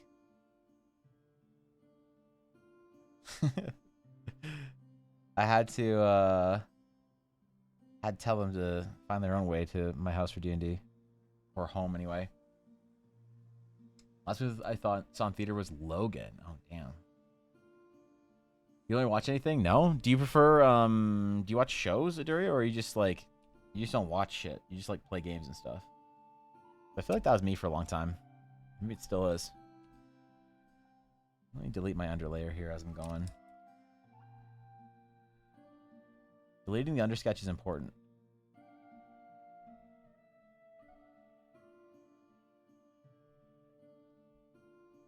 I think if Ella had her way, we'd go see more movies, but I don't know. Maybe I should go see a movie with Ella. She occasionally goes with her mom.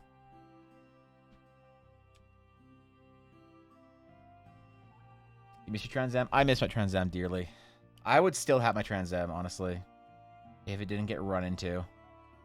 I wasn't in it, but it got run into when it was parked on the street, and insurance totaled it.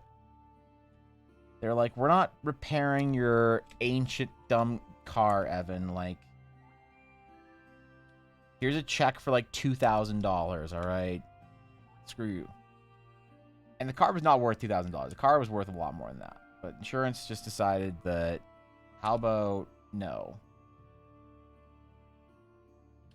I love my Trans Am, man. I loved my Trans Am. It was so loud. It was so fucking fast. It was the coolest thing I'd ever owned. It was actually my big brother's first. My brother was a big car guy. Like, my brother is still a big car. He built his own kit car from scratch. Put a motorcycle engine in there. You know, CNC'd everything, built it all, welded it together. He's a mechanical engineer, and he builds shit. And he was originally into American Muscle. And so he had a Shelby GT first, and then a Trans Am, and then a Firebird, and then he had a Trans Am. And then he got out of American Muscle and went into like tuner cars and shit like that, and moved into the Nissan 240 scene and the Skyline scene. And that whole thing. And when he got out of the muscle car scene, my parents bought, because I think they helped him with his first car, so they just like bought his car off of him and just handed it to me. What a dumb thing to do. Like, my parents were great parents, but like, honestly, what a stupid thing for them to do. You don't just hand a 16-year-old like hundreds and hundreds of horsepower to Trans Am. It's amazing I'm still here, because I miss that car. I never knew I loved cars so much until I owned that car and realized, oh, this is what it's like. That was fun, man. I miss my Trans Am. It was my favorite thing of all things that I'd owned. And I owned a first edition Charizard, so that was a lot for a 16-year-old kid. Just play games. I can't make myself focus on shows long enough to care about most of the time. Games are easy to keep my attention since I'm actively interacting with them. Yeah, I get what you're saying. I feel similar. There are some shows that I watch, like Star Wars shows, you know, enjoying Mandalorian, Bad Batch, things like that. But if it's not Star Wars, there's like a very low % chance that I'll actually watch it, which is probably not good. And yet that is the world we live in. And yet that is my reality. The one like normie show that I'm considering watching is Stranger Things, because everybody says I should watch Stranger Things. I should watch The Last of Us, apparently, because they filmed a lot of it in the city I grew up in. But I just don't know if I care.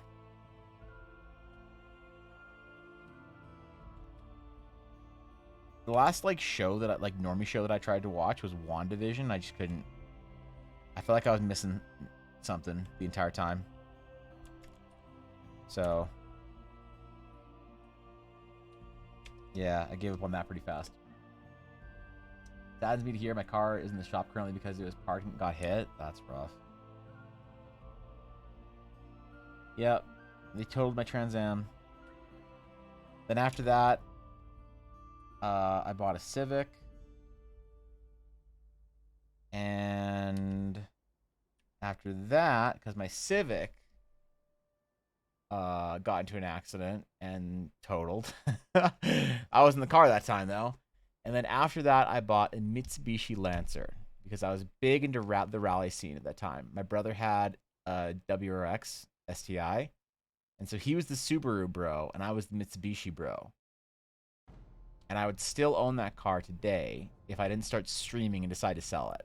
Because I hadn't like driven my Lancer in like 4 months or whatever.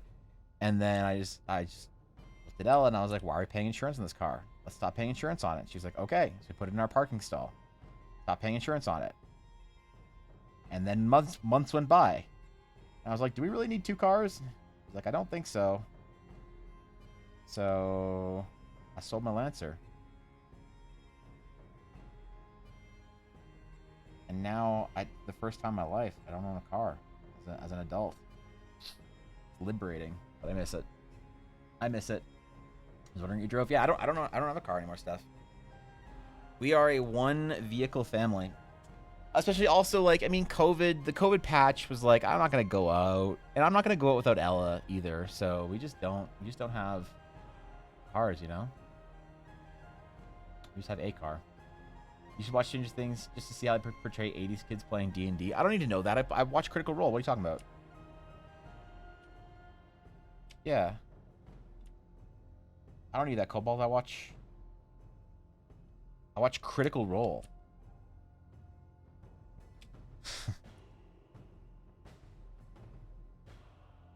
One day, I'll be able to afford a car again. And not in like a, oh, I need a car, but in like a, this is something I can afford and I'm going to get because I want. And I will buy something fun. Because I love driving. I really, really, really love driving. It just doesn't make sense to like pay for it right now for us. No. What's up, Venus? Your car progression is really similar to mine. Sans American Muscle, which I never had. Civic, then a Galant. Oh, God. Okay. All right. 100K for a 6980 Trans Am. I need a minute to process because they did not used to be that expensive. Holy crap. Yeah, well, that's a different era of them anyway. The like late 80s ones were the F bodies. That was one that I really want. Again, you know, T-tops. My Trans Am was so good. It was white. Cars are just expensive. Maintenance and upkeep. Front costs, unexpected costs.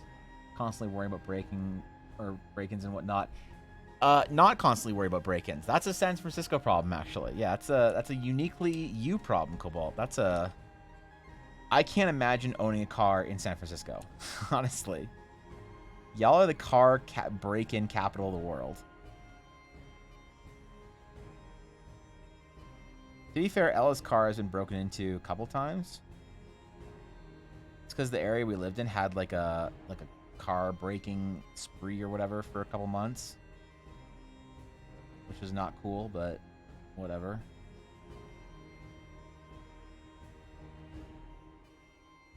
I guess it's just part of living in a city once in a while. Your car's gonna get broken into. Just don't keep anything of value in your car. You're probably good. You can get by without. You're better off saving your money. Yeah, the thing is, I just miss it. You know, I like just driving. I miss having like a manual transmission car. I would never buy an automatic unless I had to. I miss having a manual transition car that's fun to drive, that I can just take out into the country or whatever, out in the mountains, you know, and just chill. I'd love to. Fuck, man. I'd love to buy a car again. One day though, it's gonna be Pog. Twisting my foot during volleyball. Everyone's birthday's coming up, school applications, yada yada. All right, so just being a young individual in the world, Venus. All right. Hope you're finding time for art and all of that. What's up with you? I'm just chilling. I'm just doing my work, getting my shit done, Venus. Venus is Mod Appreciation Month, and I have to do a big mod party poster this month for all the mods, so they know they're appreciated. Because if I don't do that for the mods, they won't know they're appreciated. Then they'll all go off and mod for other streamers.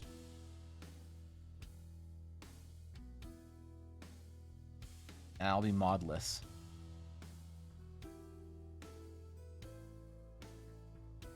So, I gotta do a good job on this one.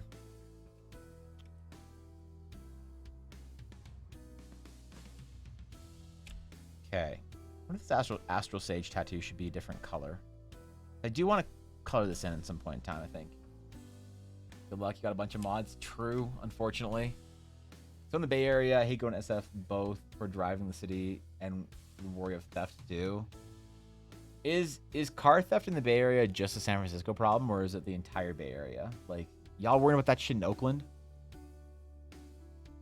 Midwest gang have a car at Parish. It's the same. That's true for where I live too, Viddy. It's just, I just don't go outside. I just don't leave my house. It's like kind of annoying too. My neighbors are, it's like a big joke when they see me. They're like, oh shit. Oh shit, it's Evan. He left his house. Oh, what's up, Evan? Haven't seen you in months. I'm like, shut up. I'm just walking my dog.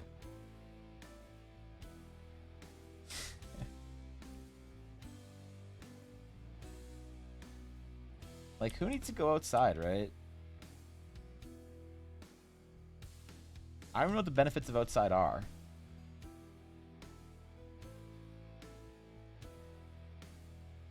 You don't get to play video games when you're outside, right? That's a big turn off for me. What else?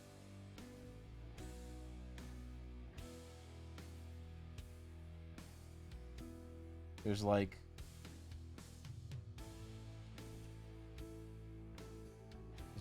people. That's rough. Imagine having mods. Yeah, keck. In constant validation, half these EBA mods applied. The mod for fucking fish. That's true, dude. That's true, man. That's true.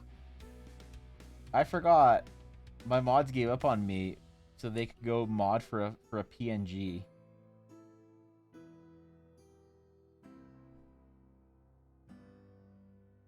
God, been replaced by a PNG.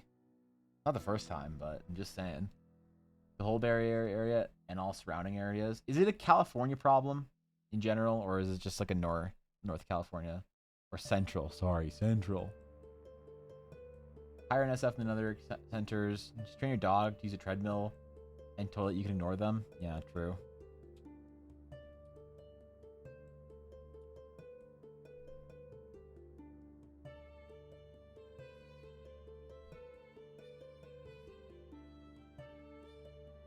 Well,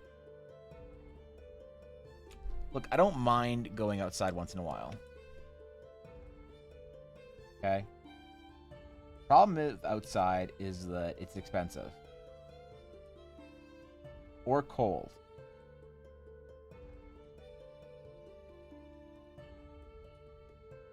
I went for a walk last night with Ella and Yuna. And it was like snowing. So, yeah, man. I'll go outside again this summer, don't worry. I just wish it wasn't so cold and expensive in that order. Excited for the 14th and 25th, our school is doing like an introduction trip to the other schools on the island we can apply to. And on the 25th, I got application tests and interview. You have to do applications for high schools?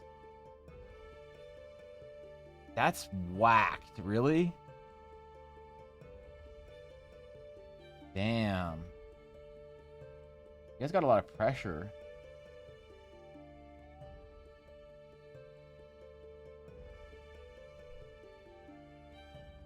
Bro, in Canada, you just point at it and you get to go there.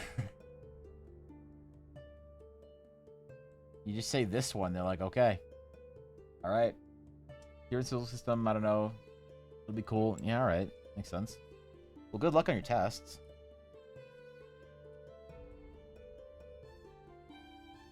That doesn't sound fun, but it sounds necessary. I mean, I guess if you're going private school here, you have to pay special, you know, and then also do tests, maybe. Actually, I don't know. I don't know if the private schools here you have to do tests for. I think you can, but yeah, I think you just basically point where you want to go here and you just go to that school. Grandma lives in the valley, and their mother-in-law was visiting. Next morning, her car was on blocks. All the wheels are missing. Before the car is hit in the neighborhood the same night. That's crazy. Put on the couch and fight my cold. They'll be here lurking, giving sports. That's Wolf. You just take care of yourself, all right? Feel better. Do what you got to do.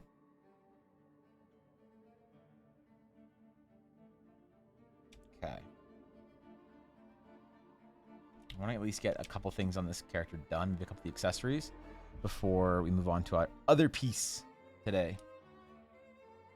The longest warm-up in the history of EVA. My school district, you just go to whatever high school your middle school is assigned to. Well, that's the way it is here too. It's just you have like a couple of options, right? It's like in your district you have a middle school, and then your middle school can go to like 2 different high schools or whatever. I think usually is what it is, depending on where you live. And then so you can choose which one you want to go to between like 1 or 2 choices. But if you're in the gifted program like I was, you could go to any gifted school in the city, which is admittedly only a couple. But I just went to the one my brother went to. Because I thought it was going to be cool, man. I thought my big bro goes to this school. He's going to be in grade 12. I'll be in grade 10. We're going to have lunch together. We're going to talk about games. I'm going to hang out with him. It's going to be fun. It's going to be great. We're going to talk about Diablo at school. I'll see him in the hallway, and I'll be like, yo, what's up, big bro? And he'll be like, yo, not much, little bro. It didn't go like that. It didn't happen. No. There was a stairwell that my brother and his friends used to eat lunch in. And if he caught me in that stairwell, he would just shoot me the dirtiest looks the entire time. Be like, why are you here? I'm like, I don't know, man. I just want to say hi to you and your girlfriend.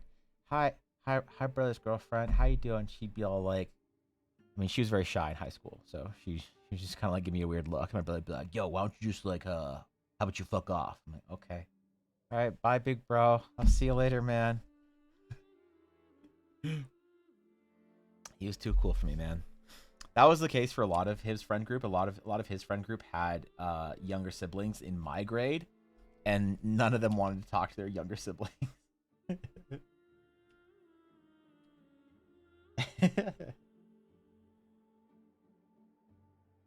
Except I was bigger than him, so couldn't fuck around.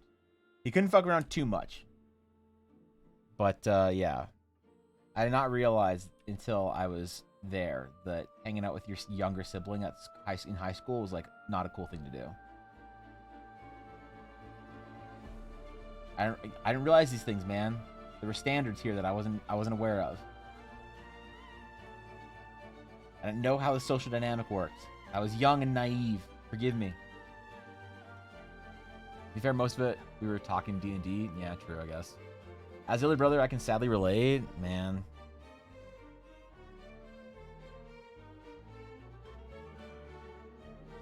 We get home and we like play Diablo. We played Diablo when I was in junior high, but as soon as we hit high school, my brother became way too cool for me. He stopped playing Diablo. He got into cars. You know, he had a hot girlfriend. It was like my brother was the shit in high school, bro. You don't even know. And then like 20 years later, we're just playing Diablo 2. We're still playing Diablo 2. He's still with his girlfriend. Nothing's changed. It's just he's no longer too cool for me. So, two little brothers, not fun. Yeah, maybe I think I was probably annoying. I probably fit the stereotype of the annoying little brother. I get it. I'm not mad at him for being too cool for me at school. I think it's funny, but I was probably the annoying little brother type.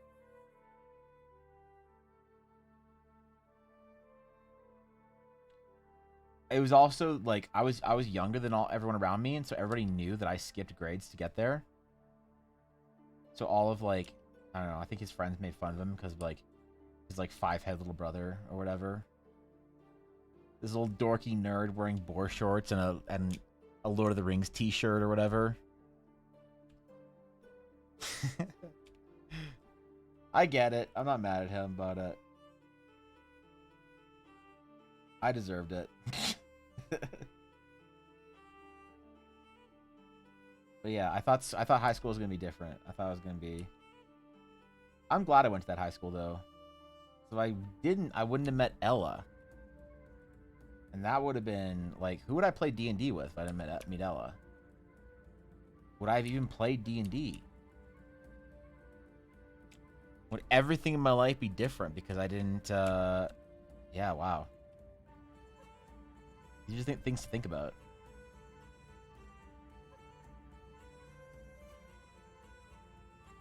Would I be like some like Giga Chad hockey player playing professional goal for like the Carolina Hurricane or some shit, instead of being some disappointing nerd on the internet talking about why I'm upset with the D&D movie? Bro, I started playing D2 again? Yeah, that's right. Ladder Season 3, let's go!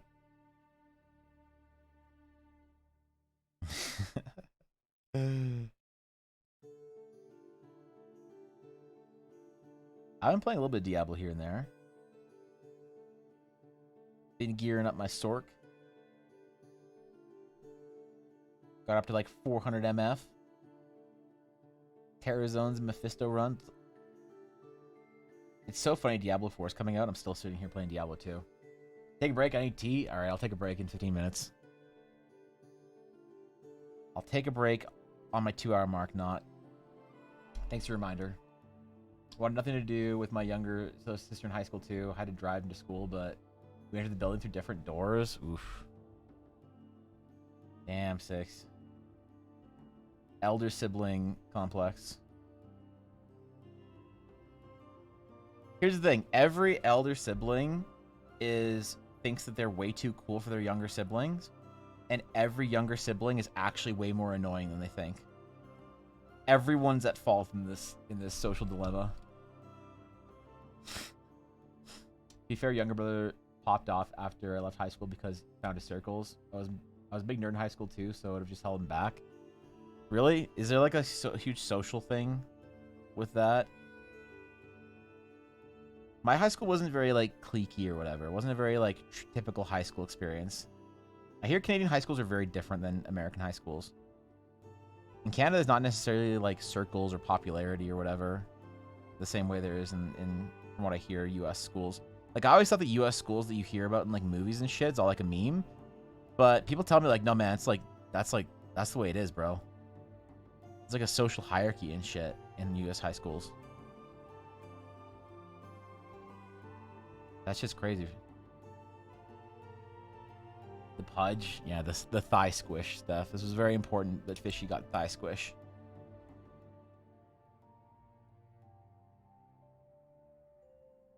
Her 2 demands were that she had thigh squish and exposed toes.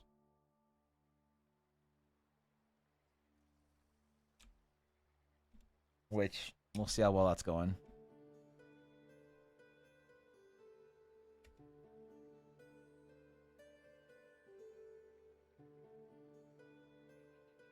Her belts are going to be kind of like a bit random, honestly. Various different icons and things like that for the astral sages. I want sages to be somewhere between monks and academics. Scholars and I don't know. Another word for monk. Really maybe do push-ups and learn to fight with him so those his age wouldn't mess with me. Oh, we didn't really like I didn't really grow like that's the other thing. There wasn't a lot of violence in my school. Nobody ever like there was very rarely ever a fight. I never got into a fight once in high school. I was definitely a loser in school, right? Like I was part of the nerd crew. We'd like play magic cards and shit, and I got my cards kicked over once in a while and whatever. But we never got like I mean, we got bullied, obviously. Everybody gets bullied unless you're like at the top of the food chain, but it was never like what I'd hear about in other schools. It was pretty like crackdown on that shit. Like if you got in a fight, you were gone, man. Like you were just out of school. Gone. 2 dudes got in a fight, Never saw either of them again. They were just expelled. Both of them fucked off, gone. I'll be separated a lot from people in my class next year. Well, I'll definitely get some good memories with them. Trip to Latvia and Denmark, really, really cool. That's awesome. I'm glad you had good memories with your classmates. 2.2 thousand students in my high school, 500-ish per graduating class. Lots of circles here. There was around 1,500 kids in my high school. High school in Canada is only 3 years. So grade 10, 11, 12. We do grade 1 to 6 or ECS or whatever. Primary is like 0 to 6.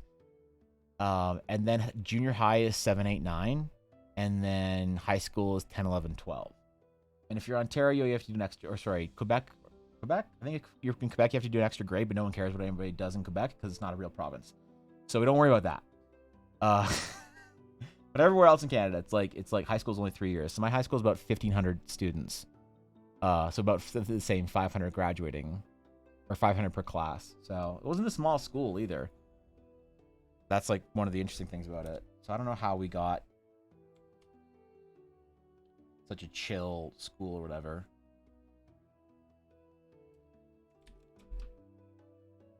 Mostly just a bunch of kids in the burbs being Canadian kids. I don't know. Not in my smallest town where the graduating class was like 30 people. That sounds pretty good, actually. One of the biggest graduating classes where I grew up, and there was 40 kids. That's oof. Yeah, damn, you're talking big numbers now. Every once in a while, I'll see those like mega high schools or whatever in the U.S. that have like 5,000 kids. I'm like, damn, bro, how you fit that many people in a building?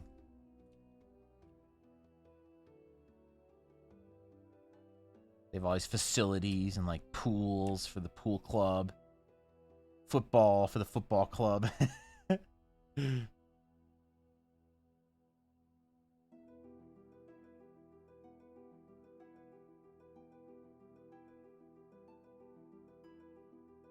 I don't know. I don't really have a.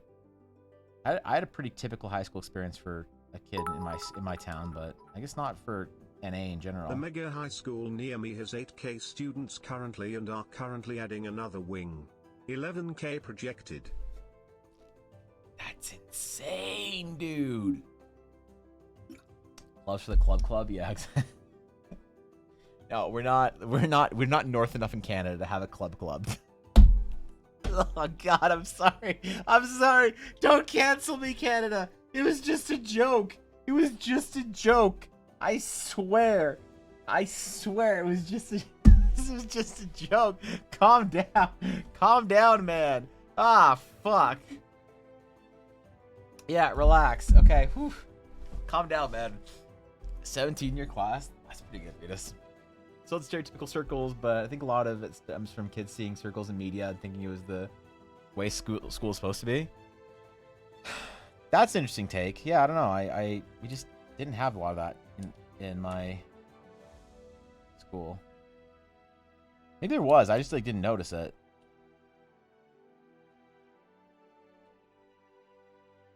Because in my school,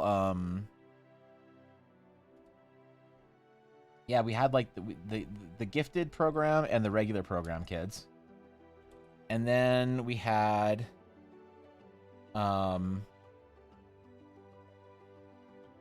options together. So I still had to interact with the regulars. They didn't like us. They didn't like the gifted kids because our like core classes were like probably half the size of theirs, and we got special treatment because we were smarter than they were. So when we do options or whatever, we would like have to deal with them, and I think they just left us alone for the most part because we were just like the turbo nerds or whatever. But the like regular program kids that I did interact with when I was in high school were they were okay. I was friends with this one girl who was like one of the most popular social hierarchy girls in school. I don't know how. We had like a spare together, and then I don't know why she hung around with me, but she did. So whenever we were in like phys ed together, I was like the fat kid, so I got bullied a lot in phys ed.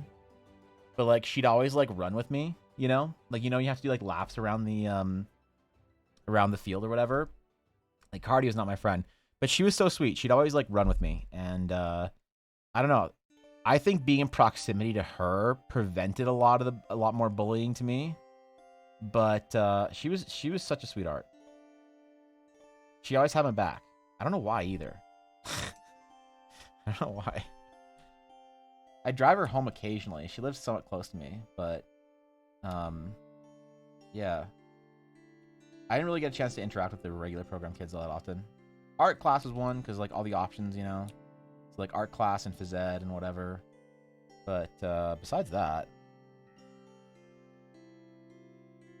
didn't really have any friends in the regular program.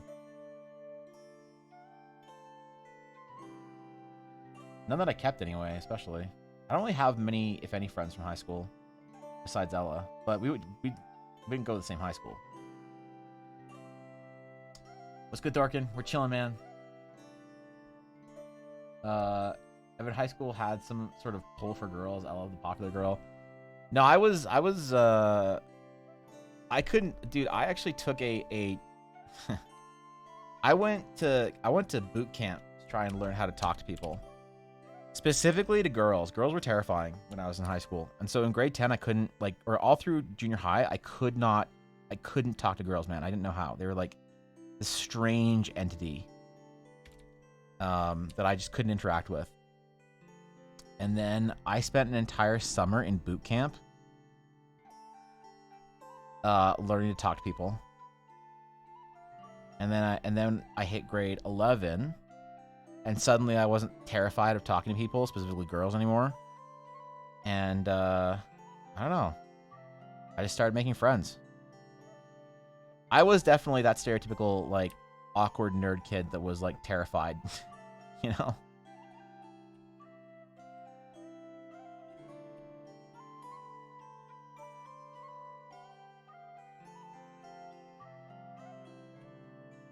That was a weird summer.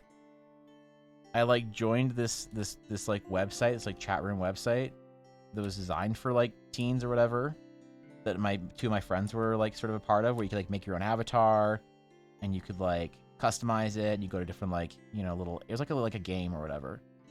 And everyone was around my age, everyone was around like that sort of mid-teenage kind of period. And then we'd like make friends there and then like get on MSN, like add each other on MSN. So I had all these friends that I would talk to on MSN. So I like went through absolute boot camp training learning how to talk to people. Again, specifically girls, and specifically not about nerd things. And it was a lot of fun. And then I hit like grade 11 and like felt comfortable approaching anybody. And I'm glad I did that. But it's also kind of funny too. Because, like, how sad is that you're this, like, dumb nerd that has to, like, go through boot camp training to learn how to talk to people? But I'm glad I did, man. I'm glad I did. You know? You're in Excel world? Kind of. Phys ed, I aced that easy clap. Technically got 95 in it. My man. They gave me history credit in phys ed. That's... Alright, Wheels. Rumors about his massive drawing tablet. No, I don't know, man.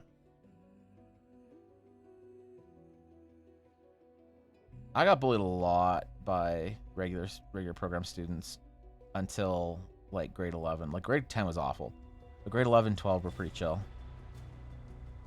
I wonder how much of that was me like interacting with a couple of like the popular kids or whatever, and I just like didn't realize it.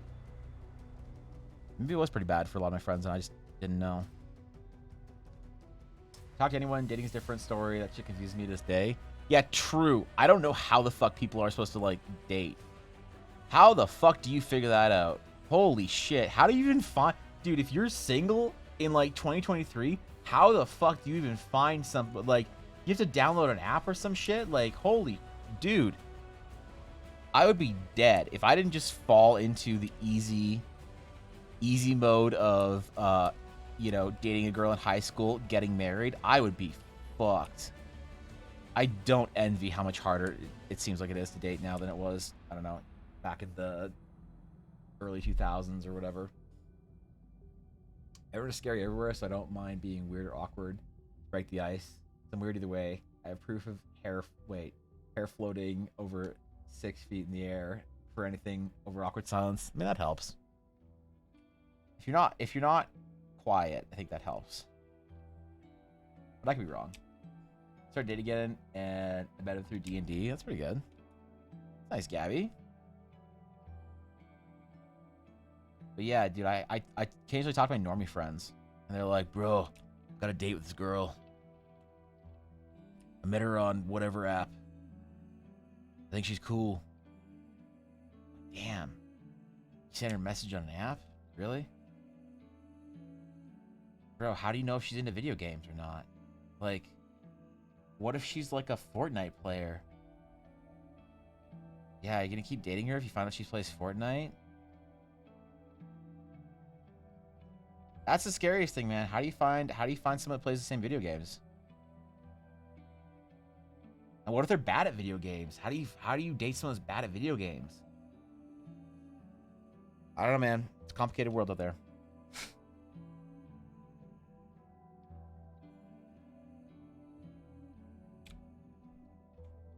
All right, we're almost done with the accessories in the belt. I'll be right back, though. I am out of water. And Not told me to go get water so he can get tea. I'll be right back. I will be right back.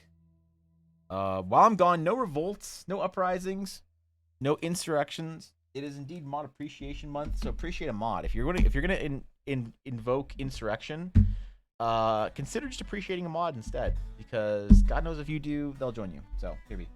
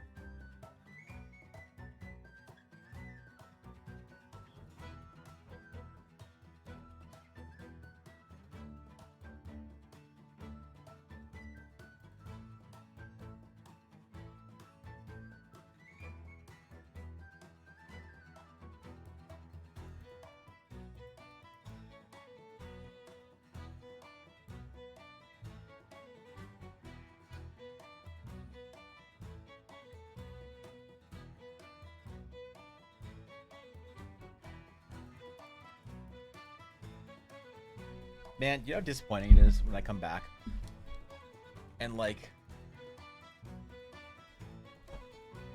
I just see the little red dots all over chat and I'm like, those are crabs. Those are exclamation revolts, aren't they? And for the mods, even Eiley? Damn, bro. Damn. That's hard, dude. Even Eiley. All right. Eiley, I found your new Twitter, and I referenced you just in case you're wondering. I re-added you as Evangeline's creator. Where is it? I can't bring up Evangeline's Twitter account because I follow a lot of VTubers on it, but I can bring up her page. Look at that. Look at that. The first Realms of Eldara VTuber, Mama, is Ido Lune. Ido Lune. Streamer, artist, professional cat girl. Twitch.tv/Project Evangeline. Wait, why does it... Why does it cut it off again?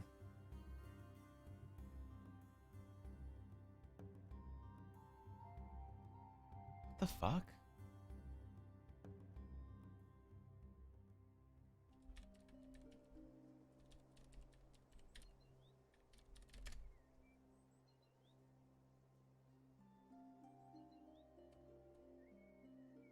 What if I do it like this?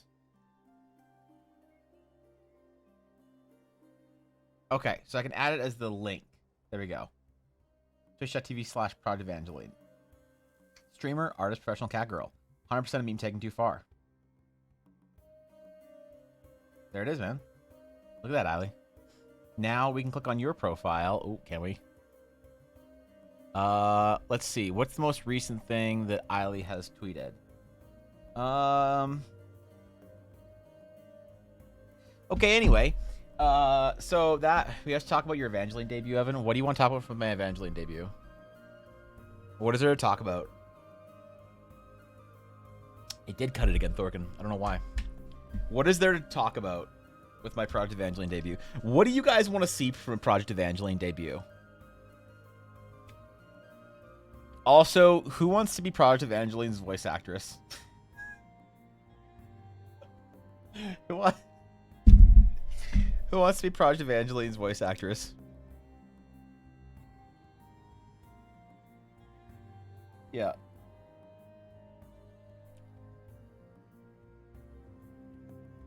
Looking for someone with an accent so they can be ambiguously Shy Lily-esque.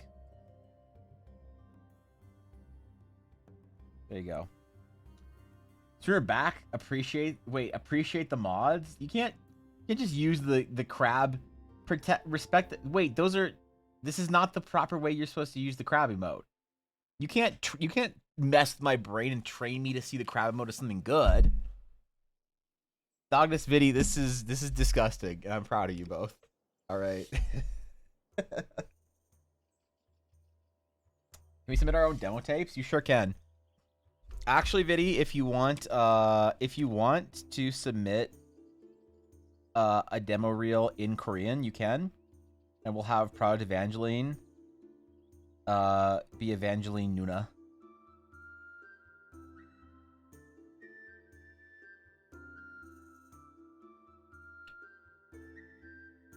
People forget sometimes, man. People forget how embedded into the K-pop fandom I am. I feel like they forget who I is. So I never talk about it on stream, because why would I?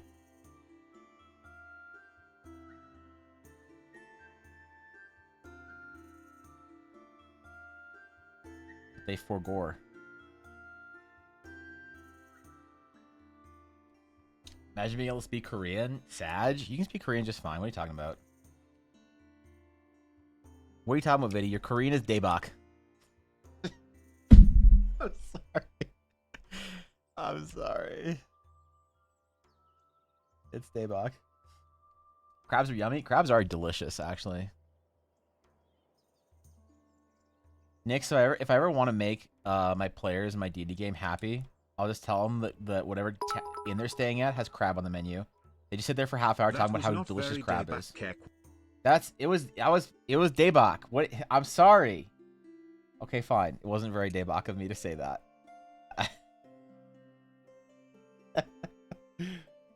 All right, fine, fine.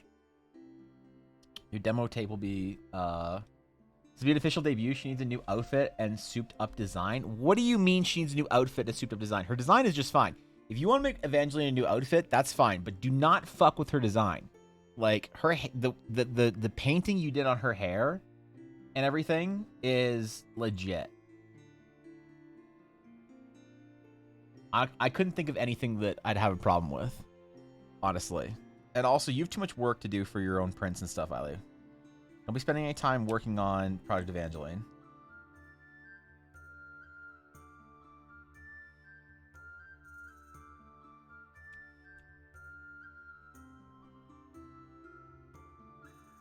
Alright, where are we at with this shit?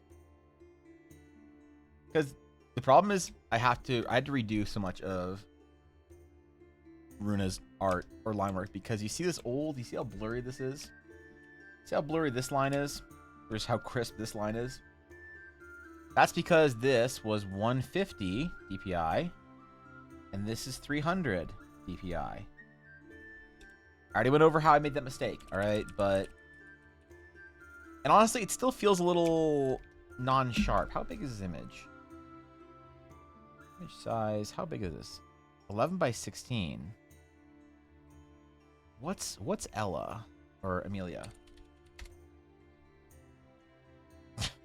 Search the word Amelia and I get like eight different Photoshop. So image size 10 by 15. So this is just as big. This is actually a little bit bigger. I'm confused.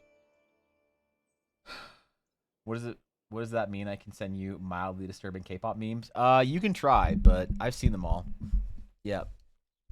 I've seen them all. Just please no dark, shiny memes. If you don't know what that memes or that is, don't worry about it. It's Evan Appreciation Month. Why is it Evan Appreciation Month? It's Mod Appreciation Month. I do not need any appreciation.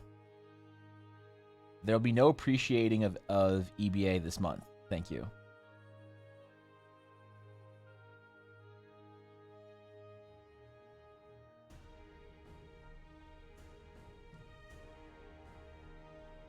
All right.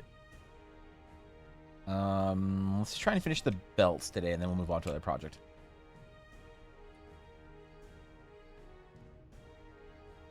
Let's just do that much. Do we appreciate it? I do not consent to your appreciation. Yeah.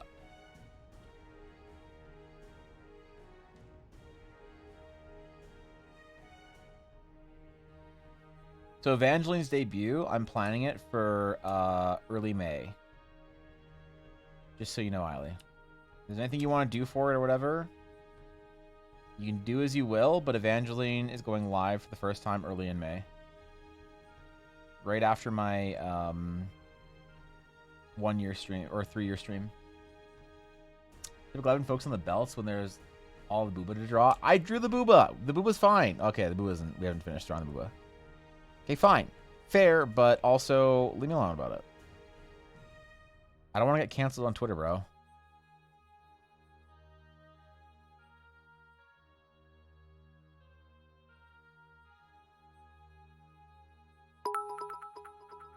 Alright. Appreciate the Evan Unni month. What do you mean? Okay. Alright. Is that just because TTS wouldn't say Unni properly? Thank you, Viddy. Thanks for the, thanks for the 100 bits.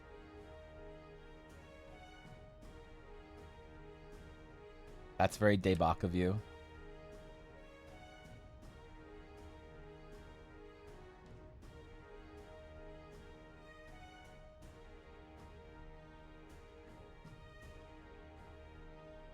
If I was an adorable cat girl Korean VTuber artist, I'd hit you with just a drippy 감사합니다, but I'm not, so don't worry about it.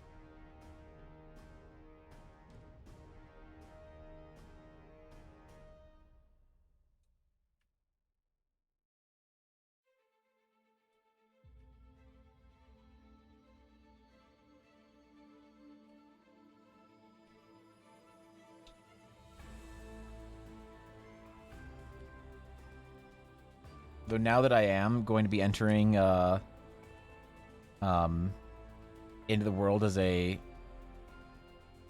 Catgirl VTuber, I will be starting up an official Project Evangeline fan cafe. Why do they call them fan cafes? I don't know. Thrilling? Yeah, there it is. Donis has got you. Gives me a good amount of time for me to fix up a few things. What do you need to fix up on Evangeline? What could you possibly need to fix up on Evangeline's model or design or whatever? There's literally nothing to change. Nothing that needs fixing. Nothing that needs alteration. She is fine as she is. Nobody wants anything different from her, Eiley.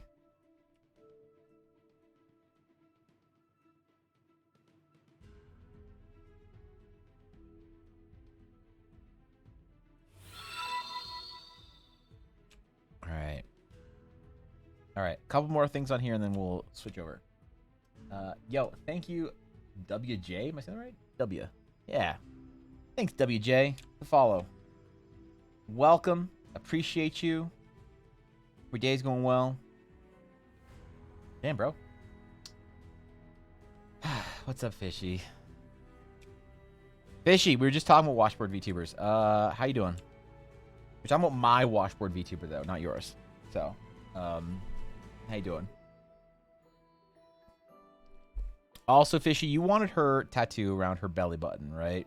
Does she have a tattoo on her back? I forget. Did we talk about this? Does she have the Astral Knight tattoo somewhere on her back as well? Or is this her only Astral Knight tattoo? Because there was a question in chat earlier about whether or not your Astral Knight tattoo can be anywhere you want. And I don't know. I didn't have a good answer for it. I really didn't. I should have, but...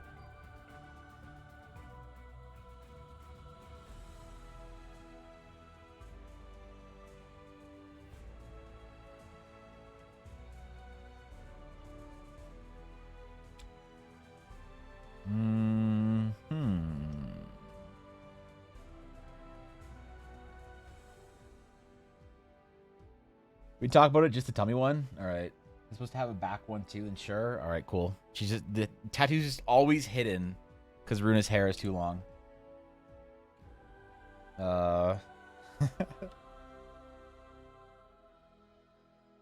If you guys are wondering whose character this is, it is indeed Galaxy Goldfish. Actual Galaxy Goldfish in chat, man. The Nebula Sewer Carp herself. But you can't call her that. You'll be a toxic chatter. Only I can call her that. Because I'm a toxic friend. We're talking about Fishy. I thought we were discussing the low quality of JPEGs. The low quality of JPEGs? Oh, you mean my attempts at making VTubers. Yeah.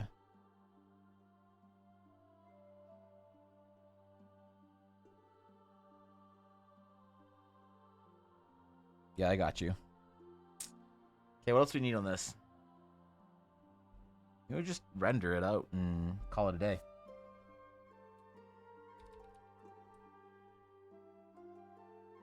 Let's delete our sketch underneath.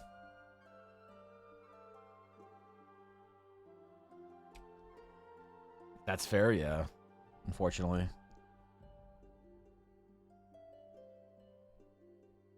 Fishy, I almost have rules for the Astral Knight too. I'm developing the Astral Sage rules for Ella right now because she's playing an Astral Sage in my Dungeons and/or Dragons game right now. The Astral Knight comes with it. Comes with the territory.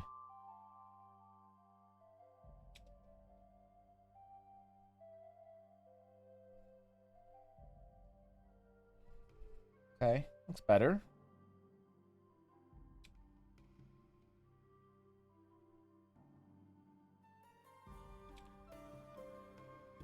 If we kill our sketch underneath.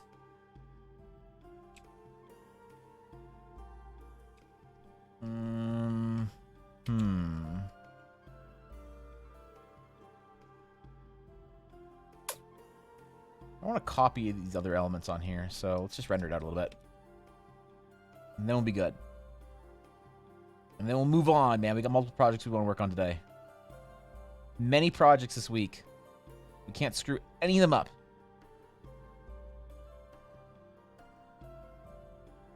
And then I think next week we might start the mod party poster.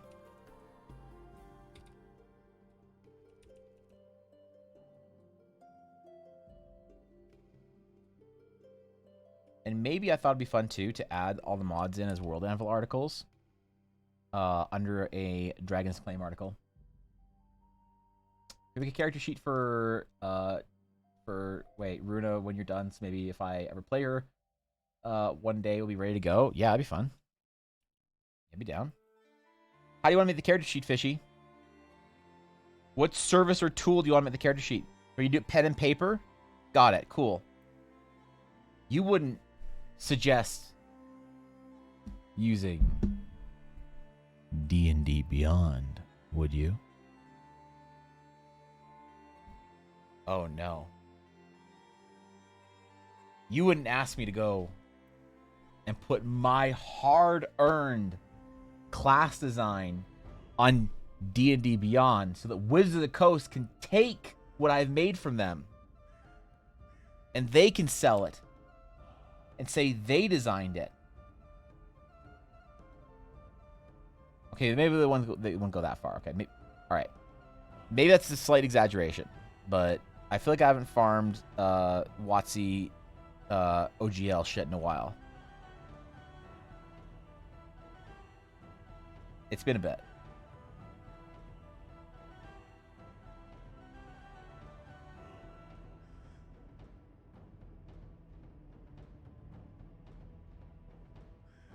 At most, roll 20. Okay. Got it.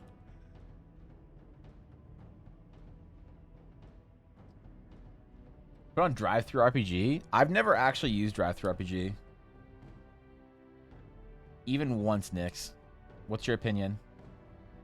Are you memeing or are you providing a serious idea? Art question. Okay, I'm good at this. I am good at art question. I'm professional art. I can do this. I can't answer question about dating advice today. I can't answer question about D&D, but I can answer art question. Evan, this is what you are made for. Except I just realized I fucked something up here. Hold on. How did that get deleted? All right. I'm ready for art question. How does one create a commission price? Fuck. I know I've gone over this in the past. I'm afraid I'm either overvaluing myself or undervaluing. Honestly, got no idea.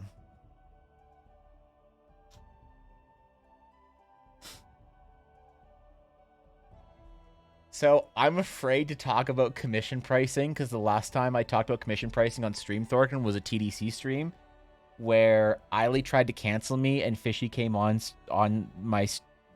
Discord and yelled at me for like an hour and a half. Yeah, she yelled at me for an hour and a half. She yoinked my stream and said, "My stream now, crab."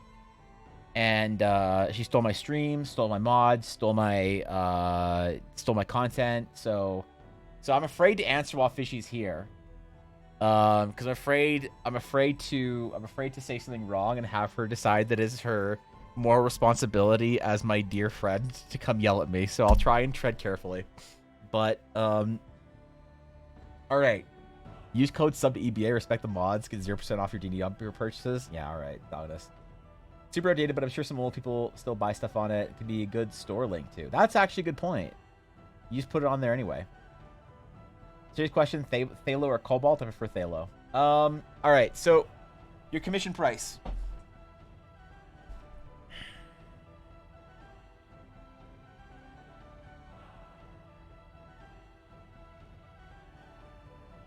Your commission price is defined by how much you value your commissions. Now, I'm going to say something unpopular. I'm going to say something rather unpopular here. All right? Don't hate me. Don't come after me. When you're starting out and your clients are not exactly people who are looking to spend a lot on money or money on art, and you don't have much notoriety, you don't have a big following to leverage, your value as an artist is very low. And your commission price might need to reflect that if you want work at all. If you say, I won't work for anything less than $20 an hour, and if I, on average, take 5 hours to finish something, my commission price is $100. And you look at other artists that have their commission price is $100, you might have a hard time. And it's okay when you're starting out to underprice your commissions for a little bit to try and get the ball rolling. However, it is important to know that if you value your time and you especially can do something else with your time, to make sure that your commission price reflects what your time is valued at. So one of the reasons why I have an expensive commission price, which apparently I didn't realize that my commission price was so undervalued. Like, no cap. We had a long discussion. I did not realize that I was lowballing at 400 for this. I thought that my commission price was very high and unreasonably high in some cases. Then we had a conversation about design. I thought I was wrong about this. I got educated by some friends and some artists that apparently artists charge a lot for character design. I didn't realize that. I thought that artists built character design into their pricing. I did not realize that artists that did character design themselves were charging so much more than artists without. So I did not realize I was lowballing because I was talking about also design projects. So apparently you got to factor that in as well. But as far as your commission price goes, here's why my price is so high. So let's say I make a print. Let's say I make a print and I turn Runa. I'm going to draw a little Runa. There's some hair. Oh wait, hold on. There's feetsies. There's one hand out like this, one hand out like that. Okay, so this is basically... Oh, I forgot her spear. So let's say I make Runa. And let's say that Runa is... I make it a print, and I put it on my print store. And I do 13 by 19. Print is going to be about $60. And of that, I will profit maybe 25, let's say 30, let's say half. Let's say I profit $30. So $30 is how much I will make per Runa print that I sell. Now, over a 1 year period, maybe let's do 2 years. Over a 2 year period, I can probably sell, let's lowball it and say 10 prints. So that is $300. Right? So if I'm going to do a commission for somebody, this is the absolute lowest baseline number right here. This is an absolute floor rock bottom. But the thing is, since I also own this print, mine, I can put it in, I can use it for marketing. I can use it for art book. I can use it for portfolio. I control design.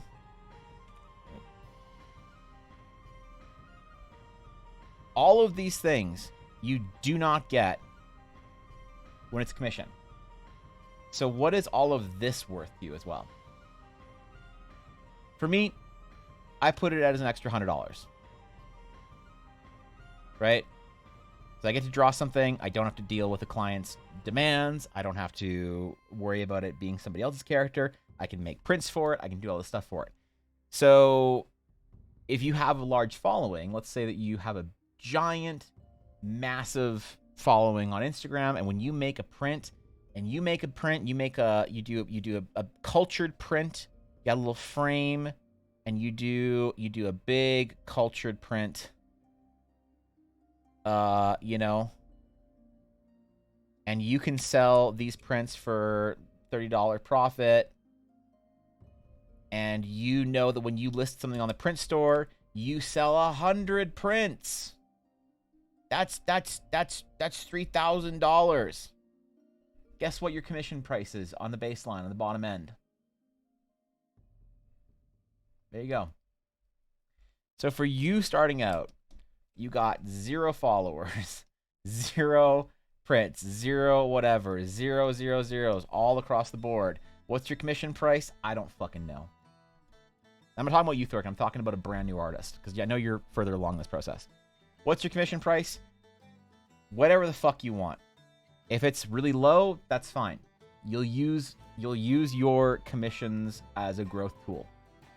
And I'm not going to blame you for charging less than your time is worth. You're only working for $5 an hour or some shit.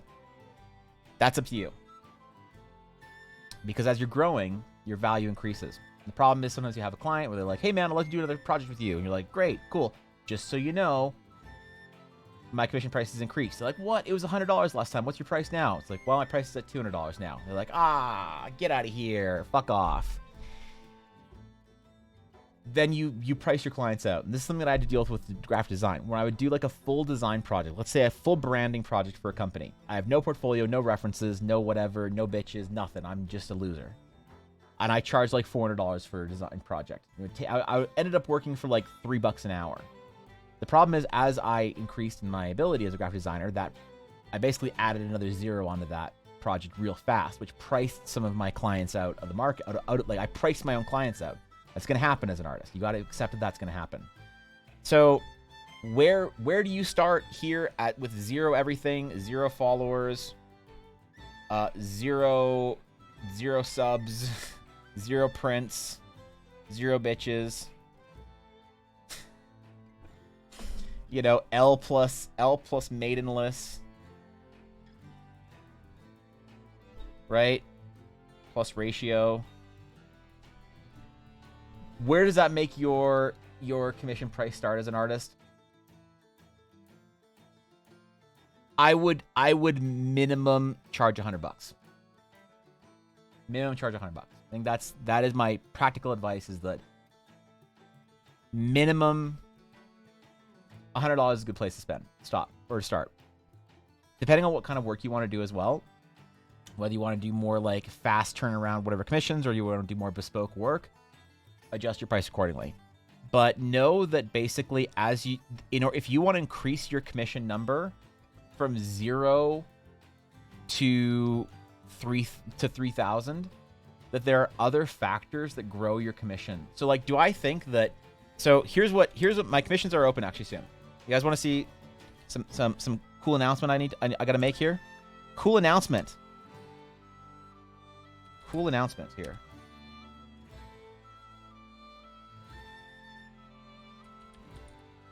May. Comms open.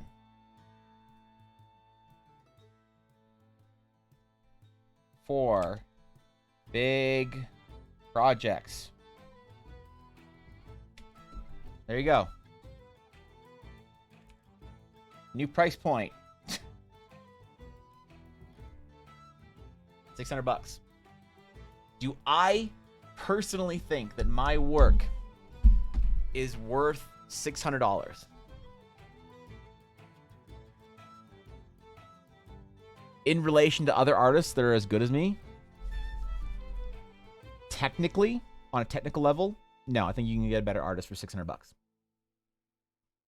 Do I think that other artists, on a design-wise, do I think my price is worth it?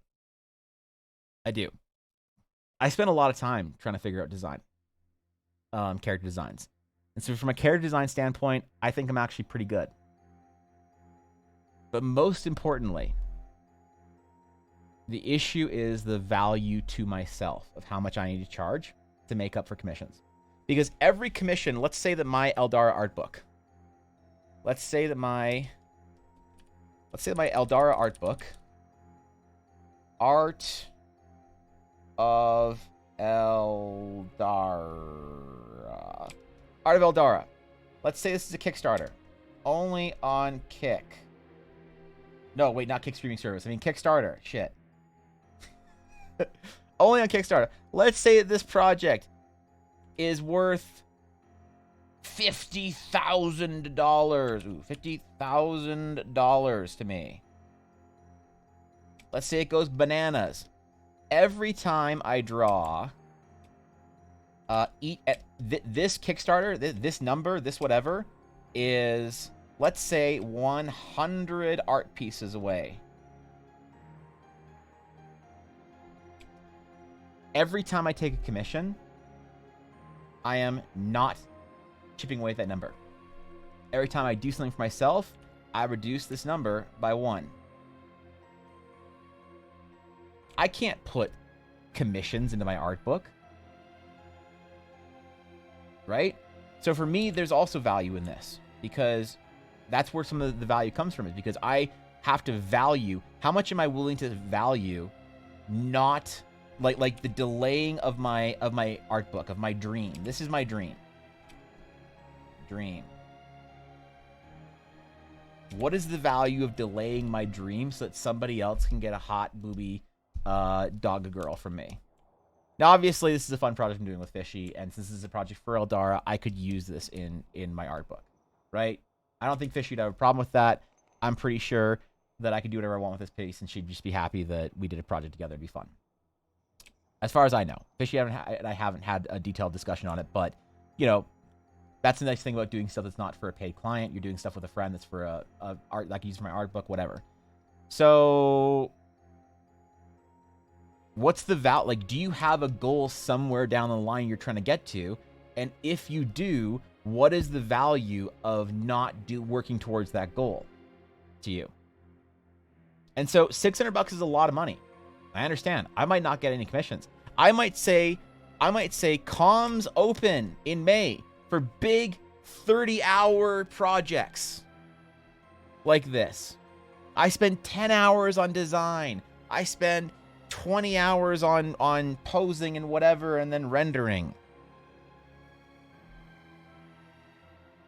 If I don't get a single person that asks that wants a commission again, if at this price I price every single person who wanted me to do a commission for them out of the market, I'm okay with that.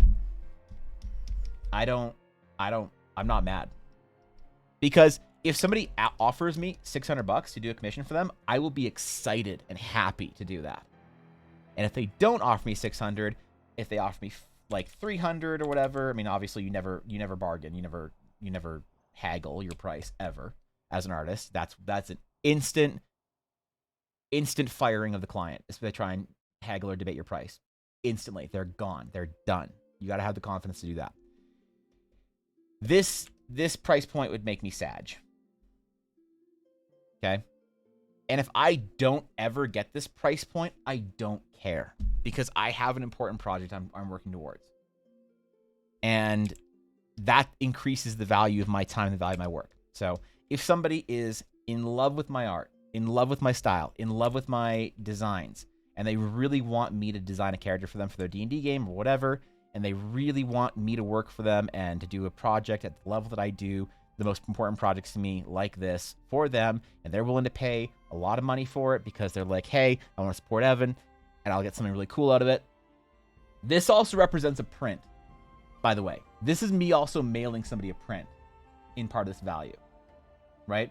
And I don't accept commissions where somebody says, well, what if you don't have to do design work, Evan? What if I give you my Pinterest board, right? What if I give you my Pinterest board and the art that my little brother did, and I got spiky Dragon Ball Z hair and Dragon Ball Z eyes, and I got big Warcraft pauldrons on, and I got a stick, and I got you know, 4 legs, and I got 2 hands on one arm, and they're both holding flails. All right, what if I give you this, and I give you the design? What if I give you the design? Does that make this price point? Does that make it less? Would you do it for less if you legit pal? Yeah, the most common paladin character request right here. Exactly, Phoenix. Would you do it for less? And I just wouldn't. I wouldn't because I don't personally enjoy taking someone else's art and doing it in my style. I don't find it fun. It's not cool. So I also don't work with clients that are very demanding. So if you want as a client to control every little aspect, you want to tell the artist how to do the thing exactly to your specifications, I think you should be able to get exactly what you want out of an artist. You should be able to get that. You're not going to get it with me. I don't work with clients like that. I work with the kind of client I will work with is somebody who says, Evan, I trust your vision. I trust your design sense. I'm going to tell you what I want out of this character. Maybe there's a couple specifics. Maybe I'm like, I really want her to have like a cloak that has like the heads of like Morkies sewn into it. It's like, that's weird, but okay. Like I don't mind a couple specifics, but if I talk to a client and I don't sense that they're very open to, like, they don't want my design influence in here. They want basically my style with their design in it only. They don't trust me to take care of the design. Then I don't work with them. That's just a luxury that I've been able to afford myself. So I am not a great person to ask these commission questions to. I can tell you what my experiences and what my criteria are and what my commissioning process is like. But at the end of the day, every artist is different. Some artists don't mind just like banging off piece after piece after piece after piece in their style. You got an anime character you want to bring to me, and whatever you want me to draw in my style, here you go. You got a piece of art that your little sister made for you, you want me to do in my style, here you go. And they'll charge less, and they'll charge whatever. For me, in my experience, this is what I do. But I'm also in a bit of a unique position where I'm also a streamer. I also have a large long-term project going on. And I don't focus on being a growing artist that much. You don't see me posting like in like monster hashtags and doing like SpyX family fan art and all this shit and like doing the things that are traditionally growth minded for artists, because I got a project that I'm zeroed in on, which I am going to be doing more stuff like that this year because I said I wanted to and it's fun. And I felt like for the longest time I couldn't do fan art and I couldn't post in hashtags. I couldn't do that kind of stuff because it was kind of like it wasn't towards my own goal. But I recognize the fun in doing things that are like trendy. I enjoy that, and I used to, and I just stopped doing it when I started streaming because I thought that I couldn't anymore, because people expected a certain thing out of me. So I am going to be more of a mainstream normie artist this year because I want to, because I fucking want to, for no other reason. So for you as an artist working for whatever your commission price should be, I have no idea. I'd say where you're at, you could charge $100 for a commission, and I bet you get work. It also depends on how desperately you need the work. There's a lot of factors that go into it. The one thing I'd say, so I can't give you much practical advice except for one thing. The one piece of practical advice that I can give you is that you don't ever need to have your commission price stay the same. You can offer commissions 1 month for $60, and you can offer commissions the next month for $120. And the thing that the only practical advice I can give to young artists, and by young artists I don't mean young like your kid, I mean like younger in your career. I mean for a young artist who's trying to figure out how to set their commission price, is just try prices, try price points. Don't ever feel like you have to get stuck in one price point. Don't say like, oh guys, this week commissions are $300 because I'm very busy and I can't accept any projects, and you don't get any commissions.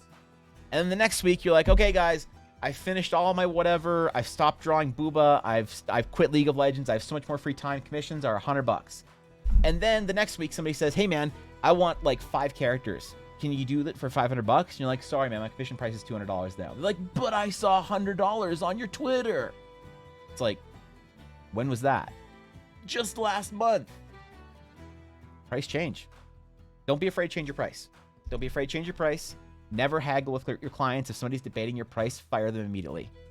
Fire them immediately, because they are to me likely going to be somebody who's difficult to work with, right? But that's also a me experience too, where I value the ease of use of the ease of working with somebody more than I value the money that they're paying me, right? Because if I don't personally value the experience of working with a client, I will hate making art and I won't make any more art. So I value the ease of the experience of working with a client drastically more than most artists do. But yeah, hopefully there's some advice in there that's useful. I don't know. Maybe I just rambled about shit nobody cares about for like 20 minutes. If I did, hey, cheers. Welcome to the stream. Legs pog, yeah. I only have a load of awesome to give out. So wait, so you'll too often arrange something on the side. Wait for what? What VOD? I'm confused. I missed some shit. It also enables fun collab things. Yeah, true, Fishy. Incredibly useful. All right, Pog. I'm glad that there's something useful in that rambling. Yeah, it's different for every artist. For every, here's a good example of artists that can, why some artists are so much more expensive.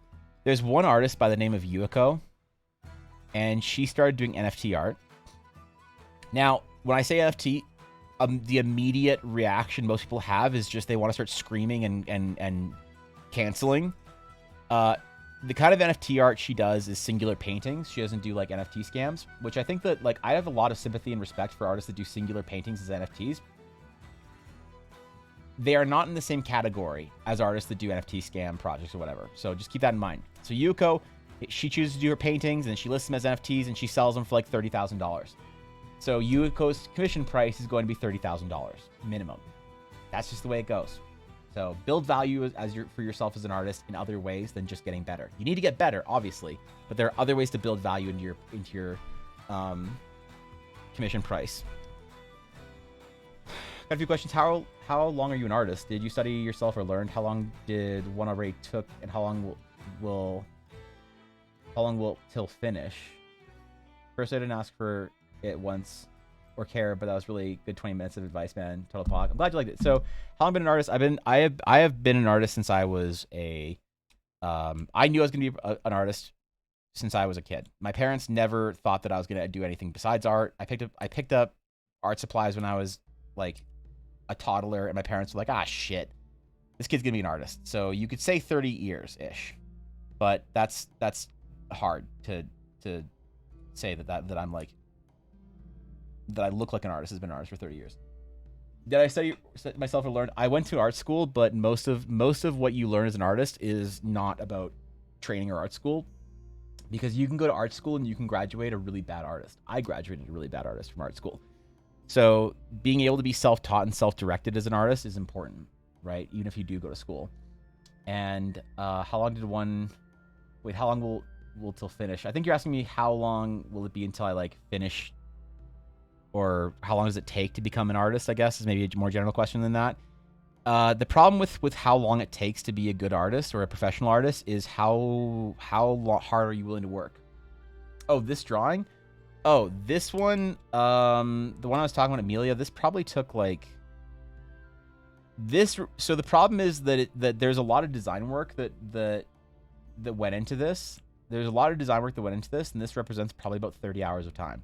Because from posing to armor designs to individual like icon designs to heraldry to different hairstyles, different materials, like I'm a concept artist at heart. I'm not an illustrator. So when I do a character like this, I spend a lot of time doing character concept stuff. Something like this was a little bit different because we were doing it on stream, so it's a pretty quick singular design, but a design like this takes a lot longer. And then the actual piece rendering, like if I were to draw this again start to finish, it'd probably only be like a couple of hours, right? Like maybe 5 to 8, maybe 10. But maybe less actually, I don't know. Maybe closer to the 5 to 8 range. But the problem is it represents a lot of time of design work. For this one, for finishing Runa, I don't know actually. Since we're just rendering, maybe another like 8 hours or so. But I also work a lot slower than a lot of artists do. So I don't charge like hourly in a lot of ways because I work so much slower than our average artists. I really take my time and really have to stop and examine things pretty often. Which isn't that conducive for streaming, but that's my process anyway. So 30 hours, 600 USD, it's 20 per hour. So it doesn't sound like, oh my God, that's so expensive, because when you count the time consider. Yeah, but I don't think that as an artist, it's not a good idea to value yourself for hourly rates. You should never charge an hourly rate as an artist. You should like charge what you value your piece at. This came from a design like because I used to be a graphic designer, right? So this came from a learning experience in there, to never value yourself based on an hourly rate. To value yourself as an artist or a graphic designer based on the quality of your work that you produce. And what it's valued at in the market, what it's valued at for your own time. Because at a certain point in time,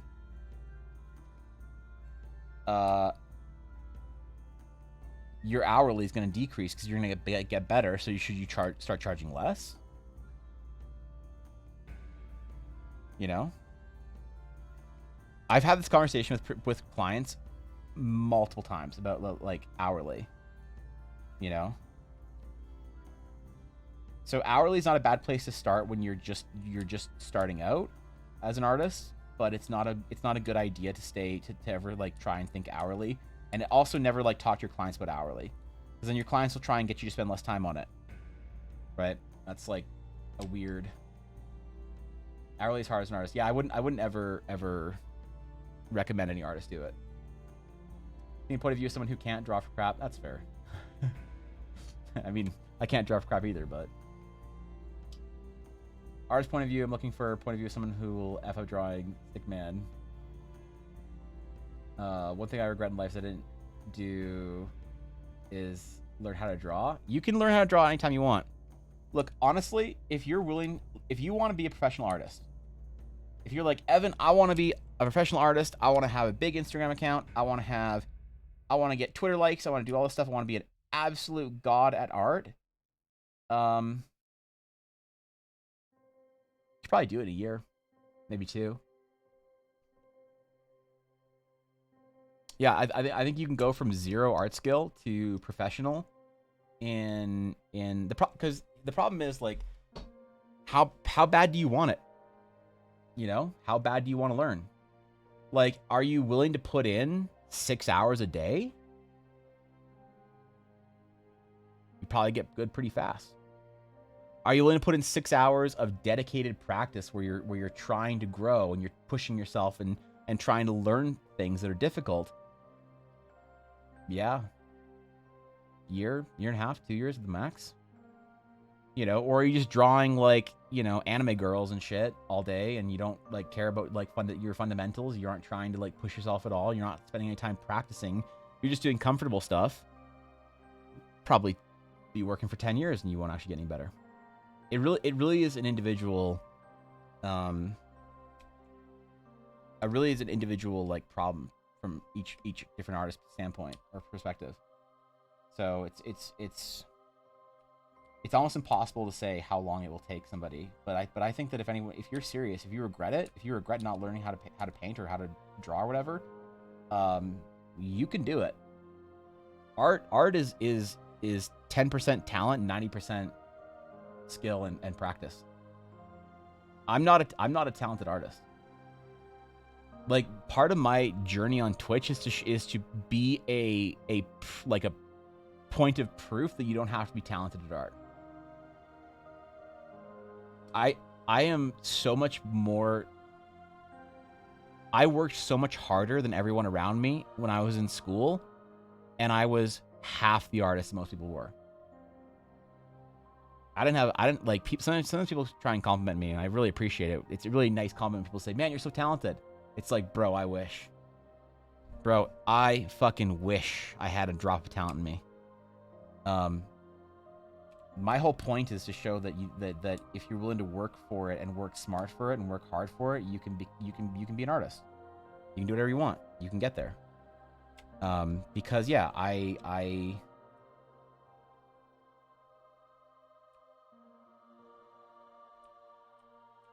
always try and present the case that anyone can learn to be an artist. That, you know, it's not like you either have it or you don't. You know, if you're willing to work for it, you can get there. For the rules on the Discord, I have a base drawing for my character in your small clothes, undies, playing draw armor. You can post, yeah, you just no nudity. Not, you're good. How many hours per day are we saying? That's also, yeah. I don't know. I mean, even an hour per day on art. If you spend like an hour per day of focused training is worth a lot more than 5 hours of just fun doodling. Best dedicated son of a streamer who I thought was legendary. He said he started 3 years ago. Yeah, exactly. You know?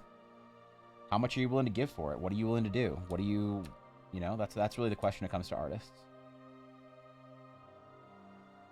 How far are you willing to go? How hard are you willing to push? How much do you want it? That determines the outcome more than any sort of like talent or anything.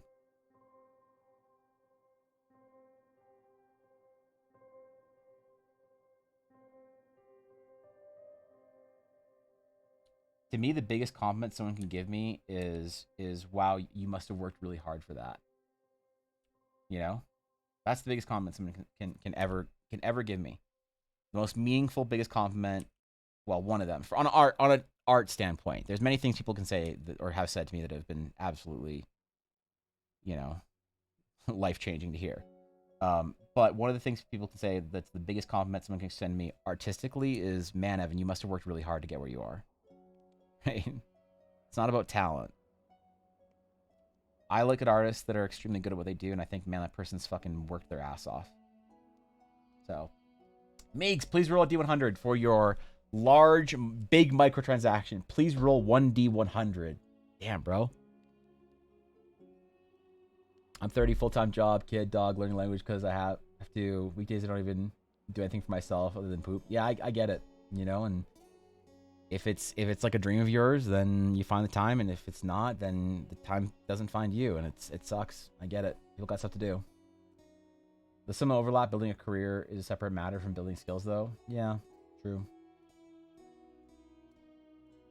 Advice for an artist who wants to grow faster but is actually hating drawing right now. Don't move the goalposts on yourself, Gabby. Figure out what you want to improve at, and focus on your fundamentals. Humility is the biggest advice I can give for artists for improving. Humility, right? Like if you're having a problem in art, you need to be part of your skill as an artist is being able to identify which fundamental you're lacking in and working on that fundamental like you are a brand new artist. That's the humility. People don't want to go back to square one on things. But the humility of saying, okay, I don't know how this works. I'm going to go back to the very beginning fundamental on perspective. I'm going to do perspective drawings and drills as if I was in grade school. And then you just try and develop your fundamentals. And yeah. Good place to learn to draw basic shapes in 3D. Yeah, there you go, perspective. You for sure kicked it in gear and worked to get where you are now. Your skill, the people who are here, those who aren't but still enjoy your art. They are all... Prove your effort. Thanks, man. I appreciate that.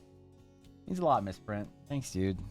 I really do appreciate that. I wasn't trying to say, okay, shit. Now it sounds like I was trying to say like that I was hoping for that comment. I wasn't trying to say that I was hoping for that comment.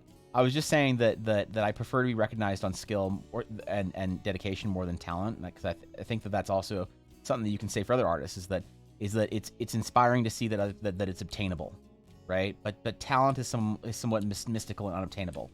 And I don't want to be like someone who got lucky with talent. I want to be somebody who worked hard. But thanks, man. I really appreciate that. It really means a lot, bro.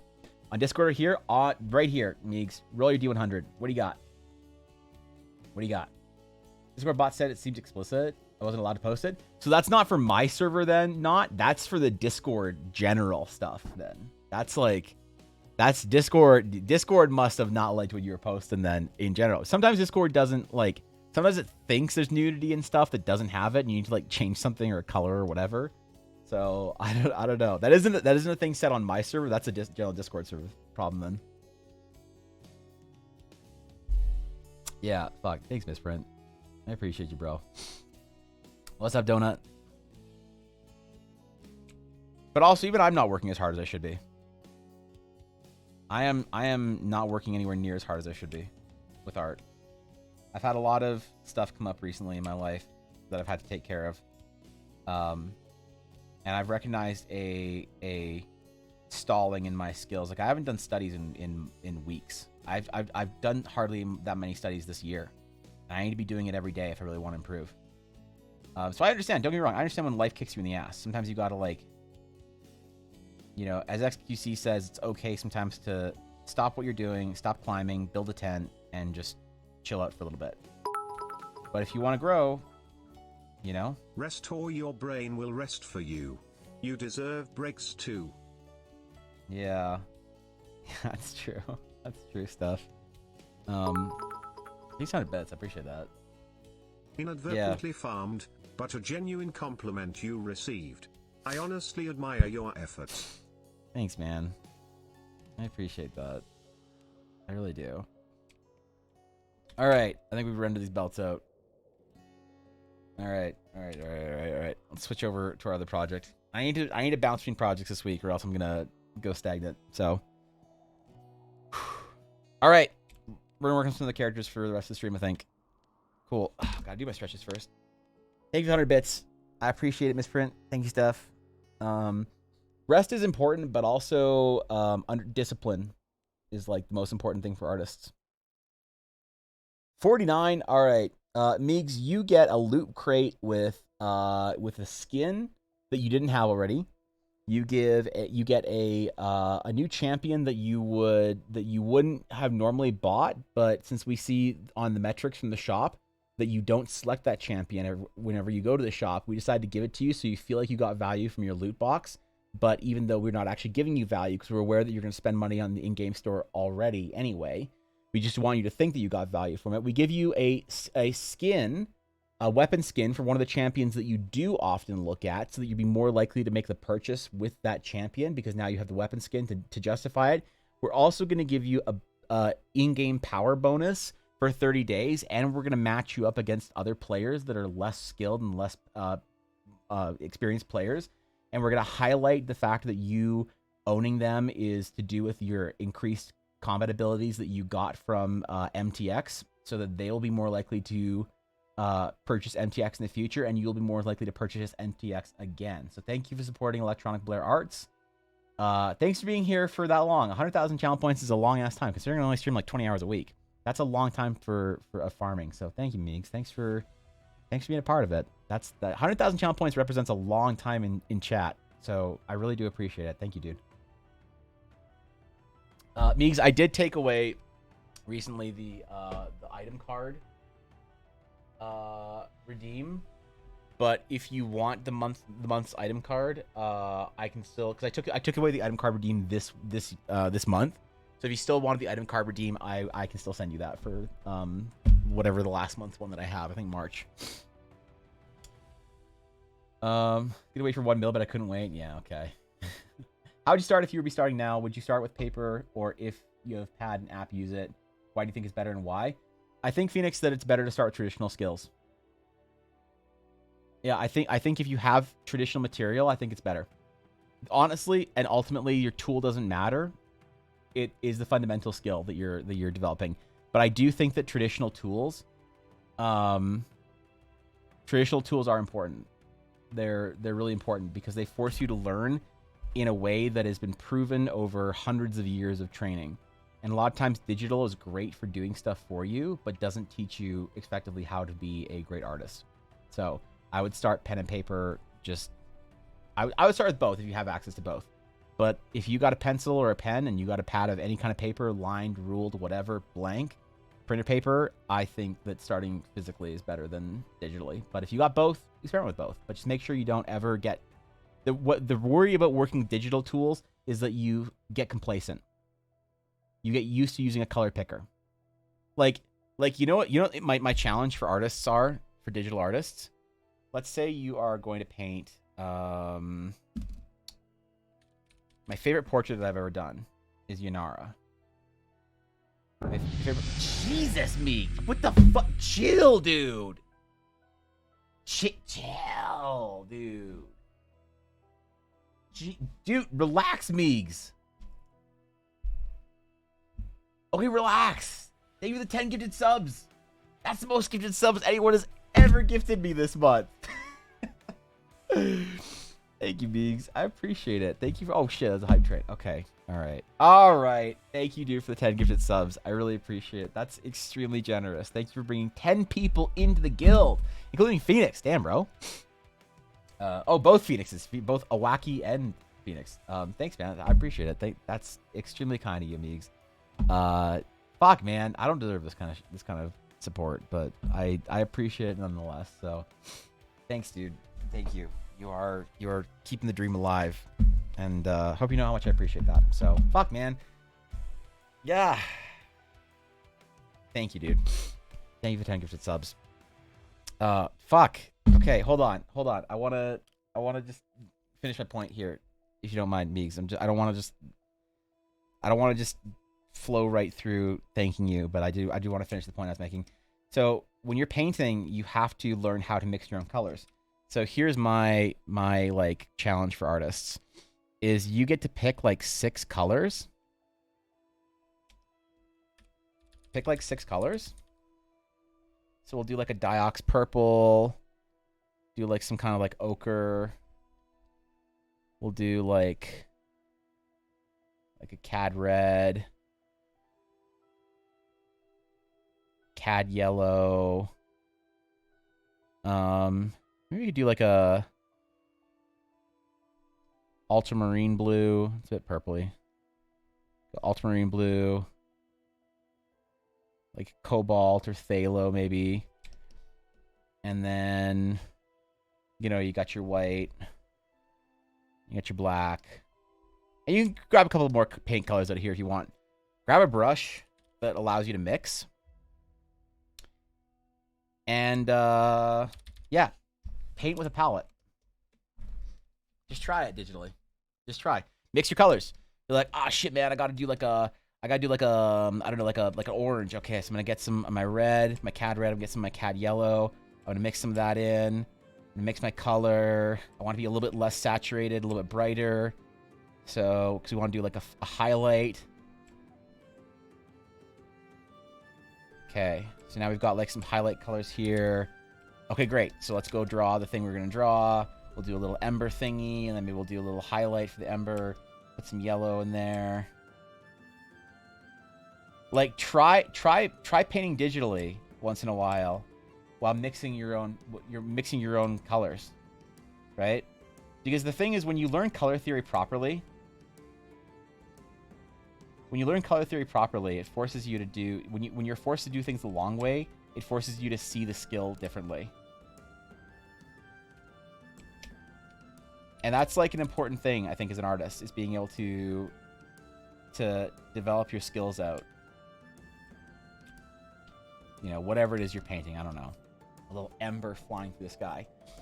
And so the more you learn how to paint with oils, the more you force yourself to learn how to build fundamentals, and you don't rely as much on color picking and stuff like you do when you're painting. So that when you do have access to your digital color picking skills or tools, the tool is enhancing the skill that's already there. But no one likes to do that shit. That's like lame. Who wants to spend time doing that garbage? Right? So just be careful when you're doing digital stuff that you're not foregoing your traditional skills because they're hard. That's what I was going to point I was going to try and make. So thank you, Meegs. I appreciate it again. Yeah, so Meegs, if you do want, because I feel bad that I took away the item card redeem. I think, where is it? I think I have February's item cards. Yeah, okay. I have February's. I don't have my March ones anymore. I think Ella didn't print enough March ones, so I still have a February item card. So if you would like assigned as a Thran's Legacy, I'd be happy to send it to you for the 100,000 channel point reward. So if you'd like one, send me either bump if you've already sent. I think I've already sent you something, haven't I? Anyway, either bump that address or let me know another address, and I'll mail it off to you this week. So if you'd like, because 100,000 channel points was for the item card redeem, but now it is changed to Jesus. It's changed to me doing something else in the future that I want to move channel points to. So thank you, dude. Do not for the love of everything, do not draw with a mouse. This message coming from a mouse user. Yeah, true. Okay, what else do we need to do for this design? We draw their faces and hair and whatnot, but first, I want to finish their outfits. I think we were working on Mia's outfit most recently, so let's keep going on that one today.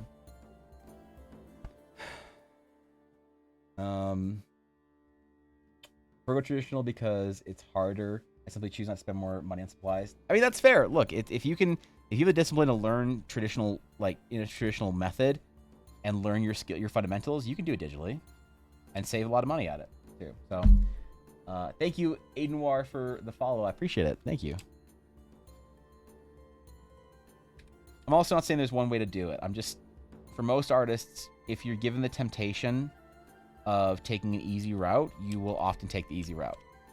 Because that is what we do as artists. We are trying our absolute very best.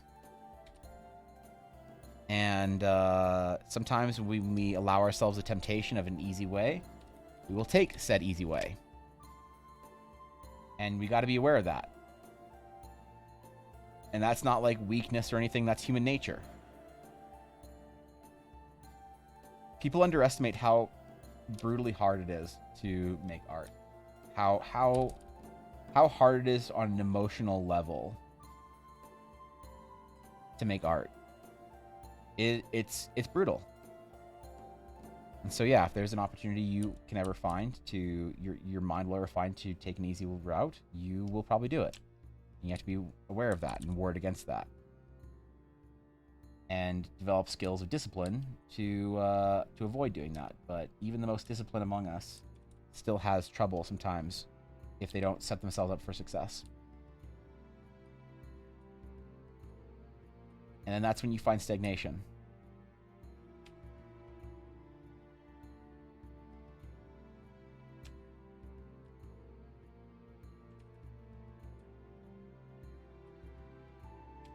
But also, don't listen to me. I don't know what I'm talking about. I'm just some monkey on the internet that talks with dragons. You close captions so I can watch during meetings? I'm sorry, Victus. I'm sorry. I didn't think you were gonna be here, Victus, today. I thought you were gonna be busy until Thursday. So I'm glad you're here for some of this.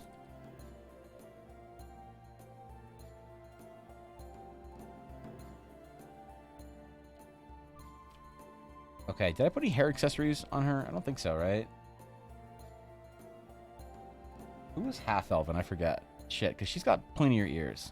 I think she's half, and I think he's full elven. Yes, he has the pointier ears. Okay.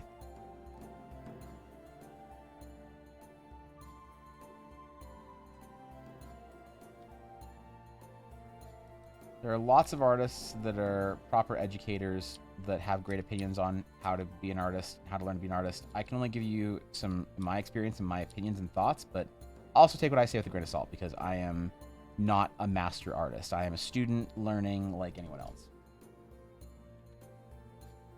True, I haven't gotten better at drawing since I started digital. I've learned cheats and shortcuts. Yeah, true. Me too. Yeah, I started drawing with or painting with oil the other day. And I reminded myself just how bad I am. Most artists I know personally are living life between mania and depression. Seeing that doing art can be an emotional roller coaster. It is, because it's like you're putting everything of yourself into a skill that is not obvious when it improves. Very rarely do you actually get those plateaus where you jump up a level in your art. And so waiting in those low patches, just waiting to get better, it's so brutal. And you know why I don't underplay or undervalue the emotional, distraught, trauma induced whatever that being an artist is, the experience is because I lost the game. I gave up, man. I gave up at being an artist. It is the worst, most painful time in my life is when I gave up at being an artist. I settled into an idea that I would never be an artist, and I was never going to do it. And I'd never become a professional. And I gave up because of the emotional battle. I lost the battle, man. I lost the fight. So I never take the fight lightly. Ever. Because I know how hard it is. So yeah, it's incredibly difficult to be an artist. Emotionally. You have to put so much time and effort into it. It's so competitive. And on top of that, you also have to like you have to throw yourself at failure like day after day after day. Being an artist in a lot of ways is going against your biological like programming in almost every single way. Telling your brain to be okay at failing at something over and over and over again, your brain is like, nope, we ain't doing this, champ. We are gonna go play a video game instead, and you're gonna feel good about yourself. And you're like, but brain, it's like that. Did I stutter, bitch? And you're like, oh, I'm sorry, brain. It's hard, man. You gotta set yourself up for success. You talked about it on stream a week or two ago, but do you currently do art critiques? I'm not currently doing critiques on stream. I don't know a good way to do it, Donut, because I'm trying to find a non-disruptive way to do critique, and I don't think I've figured it out yet. Because it really is stream to stream. If I'm working on a project or if I'm just like talking and sitting around bullshitting, it's like it really depends. So I was thinking about having a time of the week where I could do critique. That's what I think I've like sort of landed on. I haven't talked about this part on streaming. I was thinking about landing on a time of the week that I could do critique, or a time of the month that I could do critique. But part of the reason why I didn't want to officially sort of set up a time when I could do critique is because it seems a little bit like then it's presumptive of me to expect people are going to want my critique, you know? But yeah, I don't know. I'm not currently doing anything on stream, and it might change. I might pull back and do the channel point redeem again pretty soon. But while I'm trying to get a bunch of projects done, I just wanted to sort of like take some time off, take a breather, and not feel like I have to like provide feedback or whatever for anyone until I'm in like a headspace where I'm like not so focused on my own projects, if that makes sense, or I find like a better way to do it.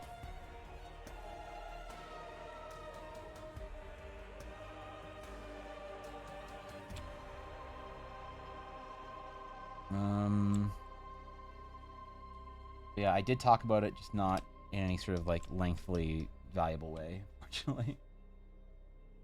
Art is so dumb it's viewed as an easy thing, but it can be mentally and physically draining. You know why it's viewed as an easy thing? Is because it's accessible.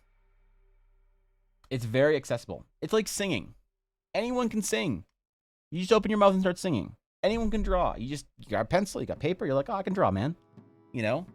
And it's accessible. So because it's so accessible, people think that like the process of getting better at it is just, well, you pick up a pencil and you doodle. And that's easy. I can pick up a pencil and doodle. But if you were trying to be good at it in a serious way and competitive at it, it's one of the hardest things that you can do as a human. I know that's like self-inflating and stuff to like talk up how great we are as artists, but I legitimately think that one of the hardest pursuits you can do in life is to get good technically at a creative skill. If that makes sense. Doesn't have to be painting, doesn't have to be art, but any creative skill to get good at on a technical level, I think is one of the most emotionally challenging things anyone can do. And I'll die on that hill. People can disagree. All right? People can say, wow, Evan, come on, man. You can't possibly think that it's like one of the hardest pursuits you can do in life, man. You don't think that being a gymnast is harder? You don't think that being a software engineer is harder? You don't think being a doctor is harder? I don't know. I'm not willing to like rank things, but I think that being an artist, a technically proficient artist, I'm not just saying like, you know, cry and throw paint at a canvas artist. Like that's fine. You do whatever you want, bro. I mean to get good technically at painting, technically at drawing, technically at art. To learn those fundamentals and do the technical side of a creative skill, whatever that creative skill is, I think it's one of the most emotionally difficult things somebody can sign up for in life. Why you do critique? But why me? You know, there's better artists out there, right? That can give you more detailed criticism and more reasonable and like, you know, it feels like in order to give good critique, I need to talk about it with authority. But I feel like I shouldn't talk about art with authority because I'm not a master at it. I can give you critique from like a peer perspective as like one of your like your fellow students in your class, but I don't think I can give critique as like the instructor. That's what one of the hangups I have with it is that I feel like I present myself with more authority on art than I want to when I give critique or technical help. I pieced it for my standards. I put a lot of work into, and I'm proud of. And I'm in a place where I can handle the very harsh truths about what's wrong, missing, so I can improve on the next piece. And Donut, that is also so. You also hit one of the other problems that I have with critique is that sometimes people would say like, "Hey man, can you give me feedback on my piece?" And it's like, okay, well this piece, like, it's hard to know what you are screwing up because you didn't put all your effort into this. If this is like a quick hour-long sketch, and you want me to give feedback for it, I can't. I can say, "Oh, your perspective's wrong." They're like, "Well, I know that because I just like it was just a quick hour sketch." Okay. Your anatomy's wrong. It's like if I were to ask for critique for this piece, you'd be like, "Well, Evan, I don't think you know how hands work. This is not how a hand works, Evan. Your pinky finger is separated from your ring finger and also larger than your thumb. Like, I don't think you know how hands work, Evan." So I wouldn't ask for critique or feedback on this because for me these are general guides for how the hand is going to be posed for me. So when I go in here and draw it properly, I know the general idea of what I'm trying to do for both these hands. So sometimes when people ask for critique, they ask for it on pieces that they haven't put all of like show me your best effort at a hand and I can tell you what I think you're getting wrong on it. You know? So that's also one thing about it is that if I was to resume critique, it would be on finished pieces where someone has put all of their hardest effort into it, so that I can tell you where I think you're going wrong, and you can like try and get another perspective on it and say like, "Oh, okay, maybe I'll look at that again, or maybe I'll evaluate this because Evan says something's funny here or whatever." So that's why I was thinking about doing it like once a month because I don't feel like people are producing art at a speed where like having a weekly segment would be like useful, you know? So maybe I'll like do like a once a month critique stream. Would that be useful? Would anybody actually care about that, to do like a once a month full critical review stream of art? Is that, maybe I could do that. So I posted on Twitter yesterday, had an art teacher, classic artist, beginner artist, famous artists, all saying that art is hard in their own way. Then random person on the internet said art isn't hard. Yeah, people are crazy, man. And go on a feedback-seeking crusade again for half a year. When you're painting, Venus, let's see it, dude. I want to help you out as much as I can. You don't have to be the best, just good enough to see things that can be improved on. Stop putting yourself down. Donis, I try and be very realistic about where I am in my career, and I'm not getting into it because I don't want Fishy to come on Discord and start yelling at me again. But like, I still think I'm pretty trash. I'm growing and I'm getting better, but I still don't know if I have the authority to tell somebody how to improve their art, you know? Unless it's like a student talking with another student, then I'm kind of like, okay, we can chat, you know? But there's always better artists out there, but A, we enjoy your personality, and B, alongside your skills, you're still advanced compared to our own. Your feedback will be valued to us. So I do recognize how feedback of your peers is valuable. So that's why maybe I could do like a once a month critique thing for. Yeah, we could.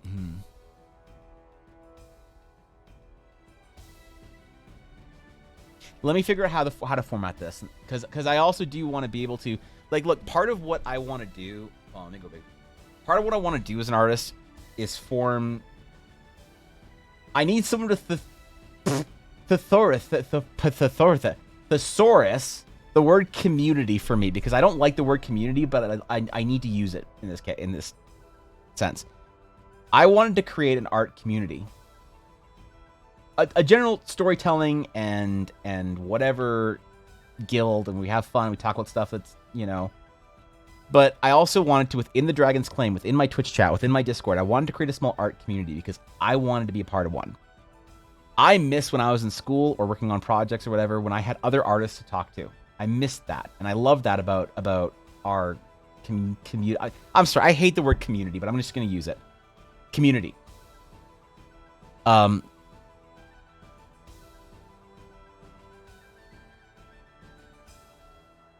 so I understand that in that I can provide some value by providing myself as an artist that you can bounce ideas off of and get help from and whatnot.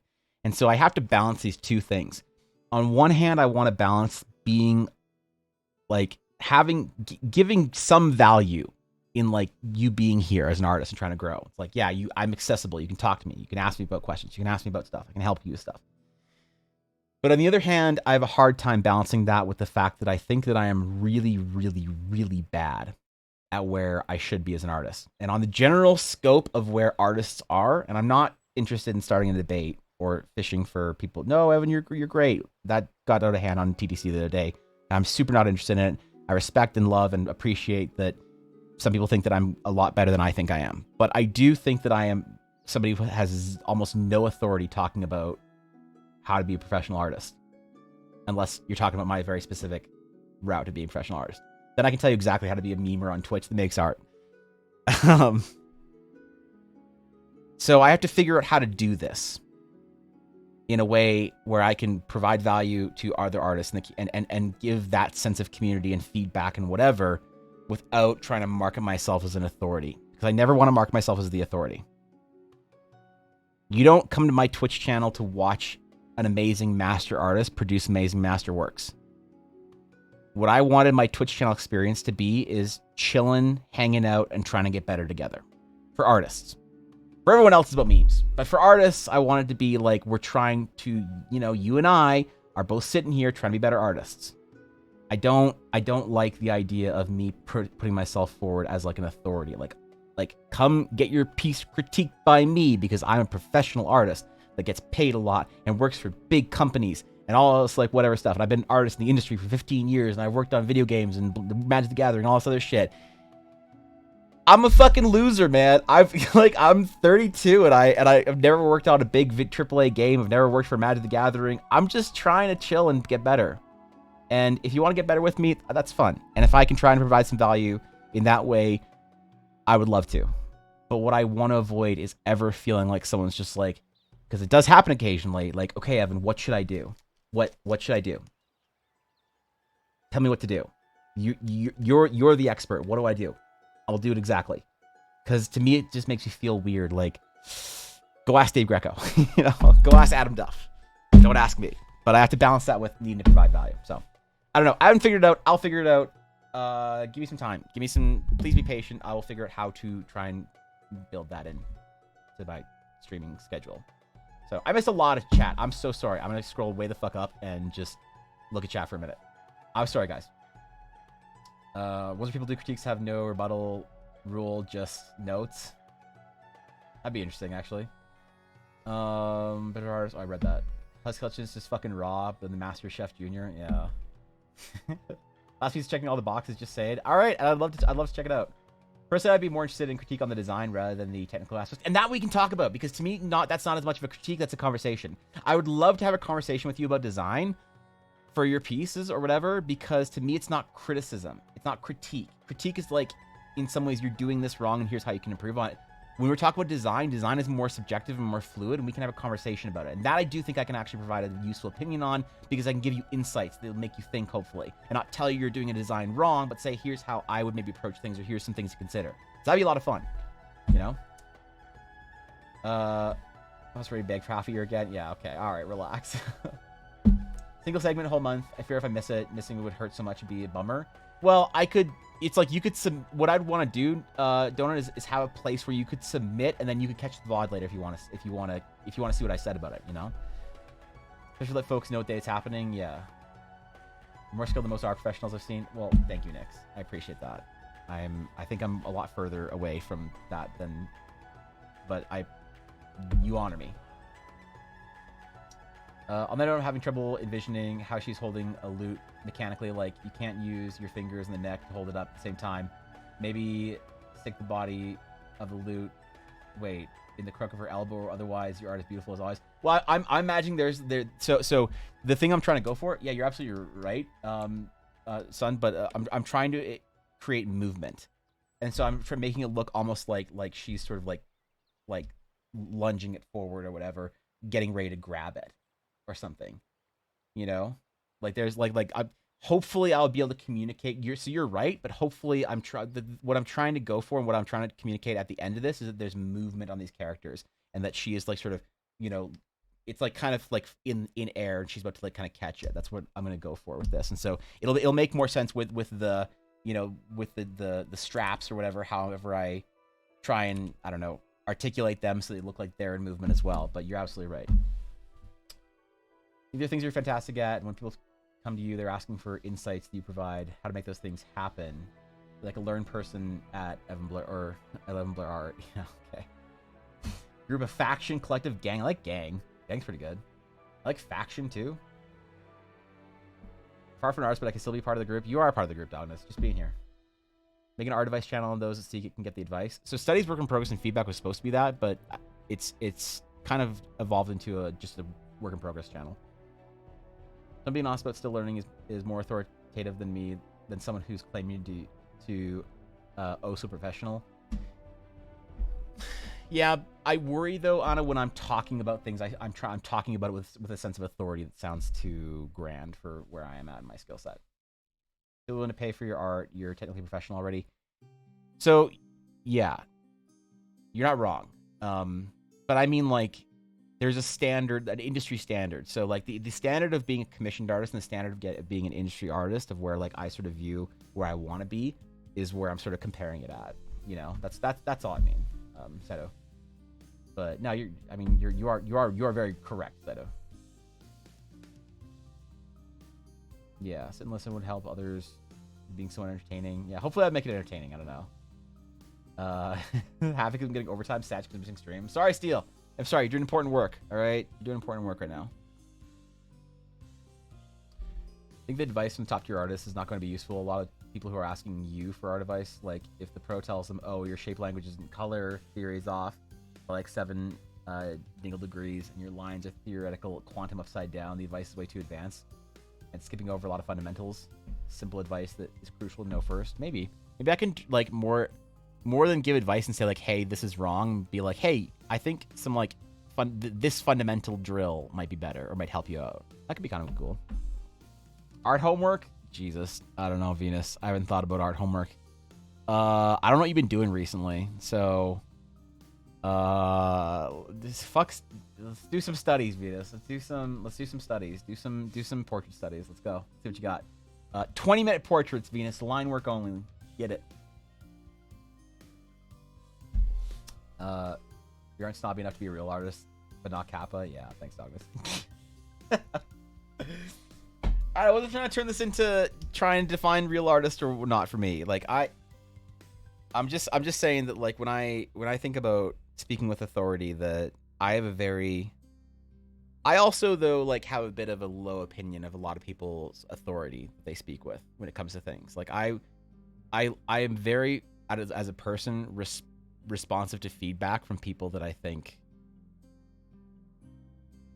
the opinion of is like it makes sense. Like anyone can give me design feedback. I don't mind about that. But when it comes to technical oh jeez, did I break my bracelet? Uh-oh. When it comes to technical feedback, I really am careful who I listen to, because I think that listening to people who are not necessarily qualified to give you feedback as an artist is actually very dangerous. And I'm very conscious of that, and I don't want to be part of the problem, you know? Okay, I didn't break it. I'm good. A lot of people that do art professionally already have the skills to do the art. Typically, they don't explain it well because they already know how to do it. Yeah, and but I have that problem too. Sometimes I don't know how to explain a fundamental because I'm like, well, you just practice this fundamental, man. You just do it. I know it's not useful to people.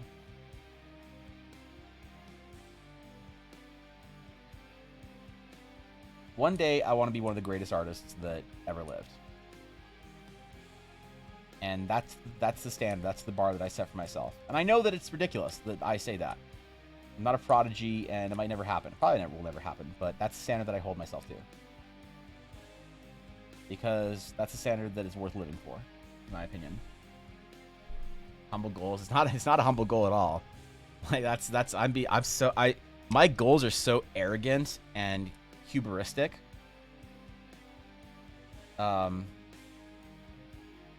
Which is why I don't like to talk about them, because I think it's cringy. I think it's absolutely cringy to talk about how I want to be one of the greatest artists that ever lived one day. I want to create something that I want Eldara or whatever projects I create to redefine a genre of storytelling in the way that Stan Lee or George Lucas or Gene Roddenberry or Tolkien or Rowling redefine their genres. I want to be in that conversation. I want to create something that is so great and so inspiring to people that makes so many people happy, like those things all made my life better. But I'll probably never get there. But I still think it's fun to live a life where you try. And so that's unfortunately where my standards are. As an artist, anyway. I look and I see, you know, artists I look up to. And I see just such a big, vast ocean of difference between me and them that I'm like, fuck, how do I get there, bro? Not arrogant, ambitious. And no one who's made something great didn't have that ambition. Yeah, but it's like dumb. It's like cringy to talk about, Ali, you know? Because you have to have a certain amount of, like, you have to have a certain amount of arrogance to think that you can make it. Think that you can, like, make it. You have to be a certain amount of, like, I don't know, maybe it isn't arrogance. Maybe, I think ambition carries a very similar something to arrogance. I don't know what that something is, but it's like 1 degree off from ambition is arrogance, or requires a small amount of confidence. I don't know what the right word is. I don't know what the right term is, but I also recognize that sometimes when you do talk about big goals, that it does make you sound like an entitled asshole. And I don't want to do that, because I understand my place in the world. I understand that I am on a redemption arc, not a conquest arc. A Moomin hoodie? A what hoodie? What is that, Venus? Peter hubris is needed for ambition. You need to believe in your project. No. Yeah, exactly. It's also required to respect people who believe in you.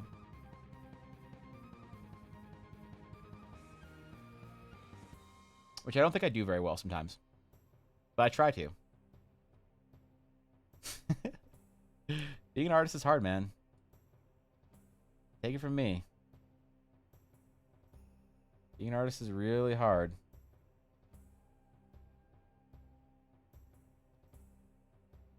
Maybe it isn't. Maybe I'm just like, maybe it's like really easy if you're good.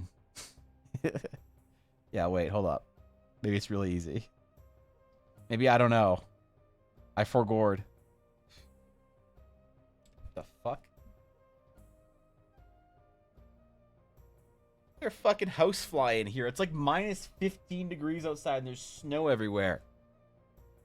It's a little early, don't you think? What the fuck? Alright. It ain't even spring here yet. Here's the movie if you miss will die in vast cold embrace of unfeeling space. Yeah, true.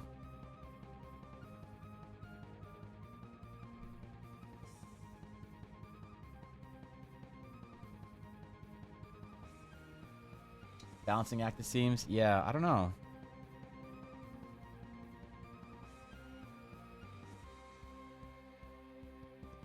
Right now, I'd just be happy that anybody cares about what I'm doing. And all I want to do right now, my main goal is to create something, a place that people think is cool enough to tell their own stories in. Create a D&D world and to create a D&D concepts and things like that and designs that make somebody think, you know what, I want to go tell a story in that world. That's all I want to do. That's the first goal. After that, sure, there's lots of things to do, but first and foremost, we gotta succeed at doing that small thing first. And then yeah, after that, who knows? Big goal is something I wish I had some. Ever since I was little, I was just striving for surviving the next day, and that's not a good way to live. Yeah, I get that, Dogness. Look, I'm not a mental health professional, and I don't like to talk about like mental health all that much because I think that it could be damaging for me to talk about in some ways. But believe me, I understand. Big goals were necessary for me because the idea of sticking around for small goals wasn't worth it. That makes sense. And I had to reconcile that with in my 20s. The reason why I tried again after like I failed in life. I gave up as an artist, as a creative, and in a lot of ways as a person. Two things kept me here, kept me from like falling completely into despair. Ella, she saved my life, and finding a goal that was worth working towards. And for me, it's like, okay, what if, like, to deal with all the pain in life, what if you got to do this thing? It's like, that's fine, I guess. Okay, what if this was a possibility? What if you had the possibility of becoming your generation's George Lucas or Tolkien or whatever? Okay, it's pretty cool. I'll stick around to see that, you know? So, yeah, man. You gotta, big goals as a creative. Despair, Ella. And Yuna. Yeah, Yuna. Fucking little piece of shit. She's at daycare right now, and I'm loving it. Humans are a Finnish cartoon race of these white characters go on adventures. Tiny bit of my childhood, but the hoodie looks so pretty. Bright yellow, which is a brave color. What is a... Okay, hold on. Moomin. What is a Moomin? Moomin. Oh, wait, I know... Wait, I've seen this shit before. Wait, I know... Wait, why have I seen this shit? Why do I know this obscure Finnish 90s TV series? Why have I seen this shit before? Huh. Okay, you want a Moomin hoodie? All right. All right, get after it.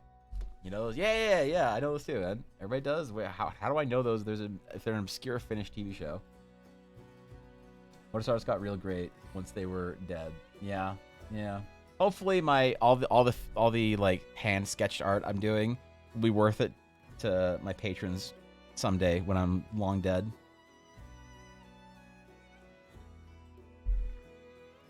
They were great. Culture? All right. Moons are in the collective unconscious. Oh, okay. That's what it is. That's all it took? Okay. Collective unconscious of moons.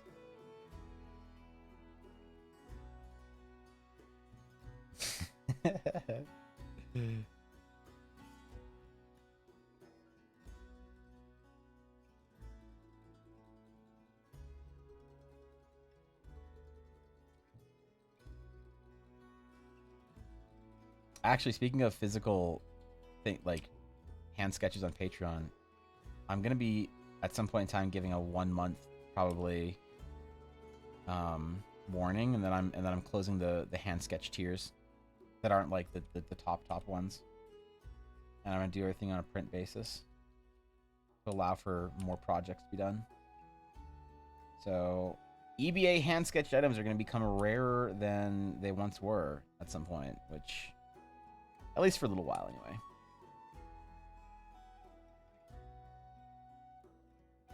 I'm excited about that. And nervous too. Moving CD, it's a comfort item. What? Wait, just like a seat. Like, wait, what do you mean a CD? You mean like a DVD? Do you watch that shit? I think there was a time it became more prominent for a while. Really? I've never heard of a Moomin until today, and I still don't know what it is. I don't really know what it is either, but I know of it. I recognize it. That makes sense.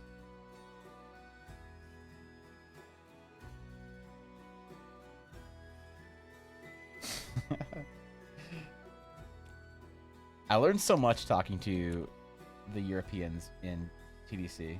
Crazy. Invest in Hold to the Moon? Dude, I want so bad for my item cards, or for my like little sketch cards. Like, I want so bad for these to be worth something someday. I take it whenever anyone does, like, whenever anyone got any of my little hand sketch cards. I want so bad for these, because they're all individually numbered. I number all of them, right? Ooh, whoops. I want one day for there to be, like, these to be numbered into the thousands. And for people who were, like, believed in me early on and got, like, low number sketch cards, like 3-digit sketch cards or whatever, 2-digit sketch cards. I want them to be able to sell this shit for, like, to, like, buy a yacht. This is an investment, man. I want Cobalt to retire off all the sketch cards he has. That's... To the moon, man. Also the bigger sketches. I don't think I uploaded my bigger sketches, did I? Let me upload those. the Discord. UBA art. I'll show you an example of one. I don't usually upload these, and I really should. The reason I don't like to upload them is because they're annoying to format. But like,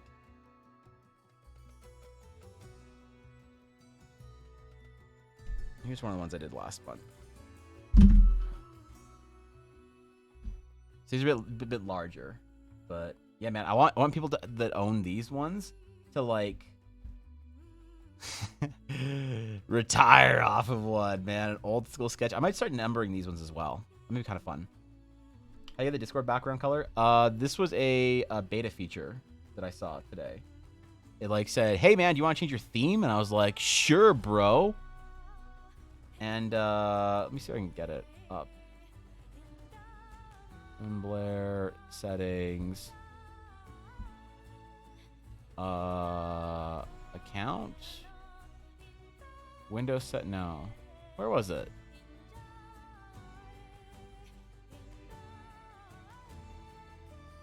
Appearance.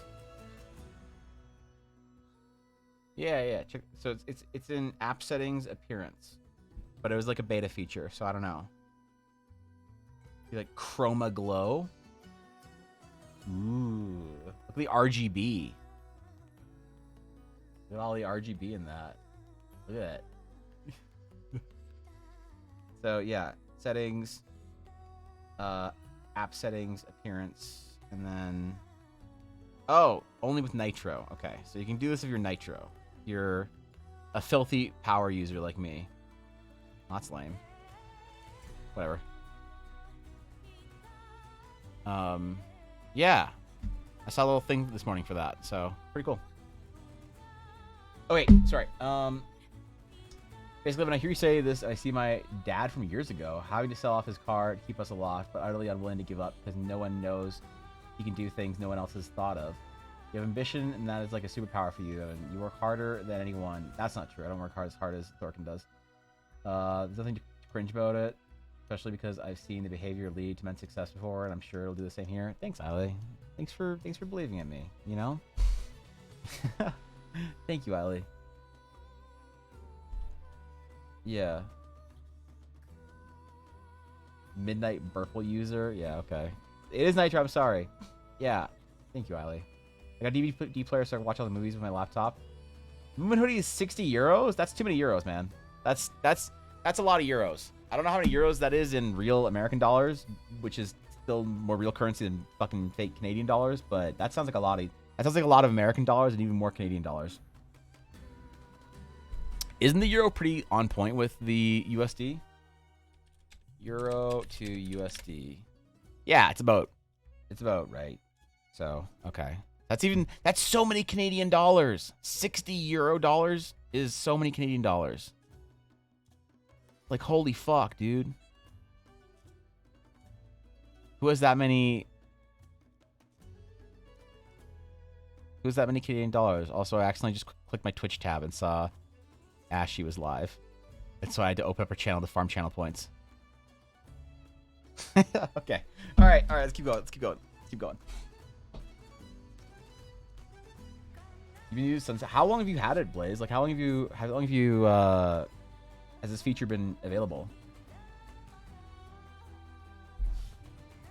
Gamer Discord, RBG makes it run faster. Yeah. You need to have glowing Tron lines on it, and you'll know that it's Asus ROG approved.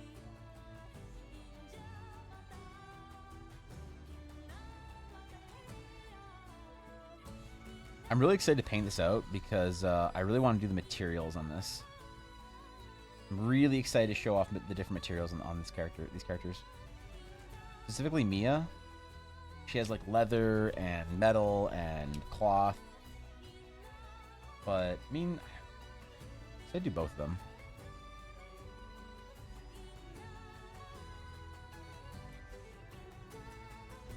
Anyway, I don't want to give feedback because I'm bad. That's their TLDR. TLDR, I don't feel like I can give feedback at art because I'm bad. Next question. How to raise your commission prices. Cool. You don't. Leech off of your wife's dice empire.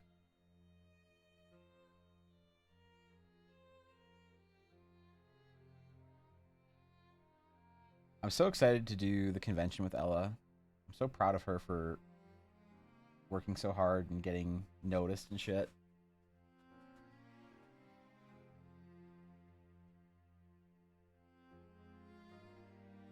She certainly has earned it. If I get a commission, I'll get the hoodie someday. Yeah, that's a good. You should do something with your first big commission that's dumb. The first time you make money as an artist, you should do something dumb that you'll remember. That's like memorable. I bought a watch with my first ever design job. I bought a watch. I spent all of it. I bought a watch and I love it. I don't wear it ever because I'm terrified. I have my digital one. But I bought a watch. Okay, don't do something dumb with your first ever commission money, but like your first big commission money. Don't do what I did. Don't do something dumb, but if you really want to. Which watch? Oh, I'll show you. It's not like super fancy or anything.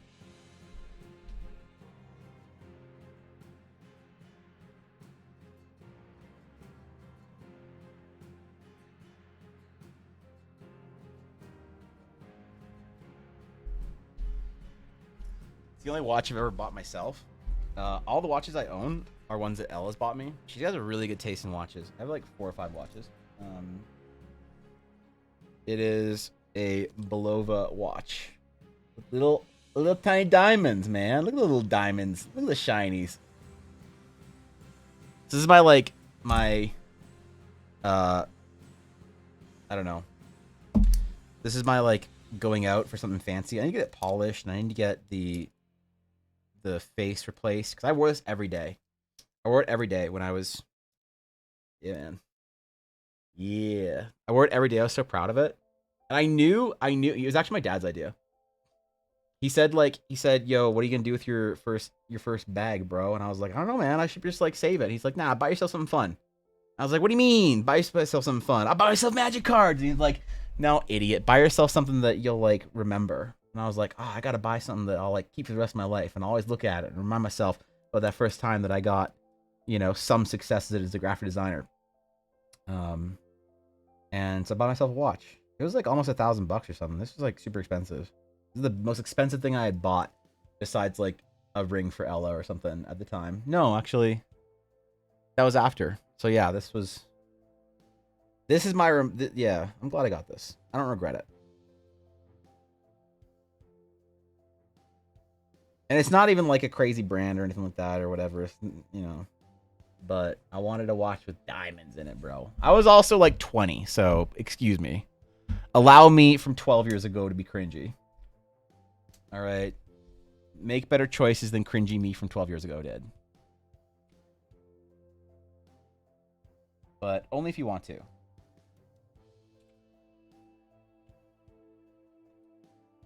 You don't have to be less cringy than I was, but it's pretty easy to. Just 11, going to sleep now. All right, Venus, have a good rest of your night. And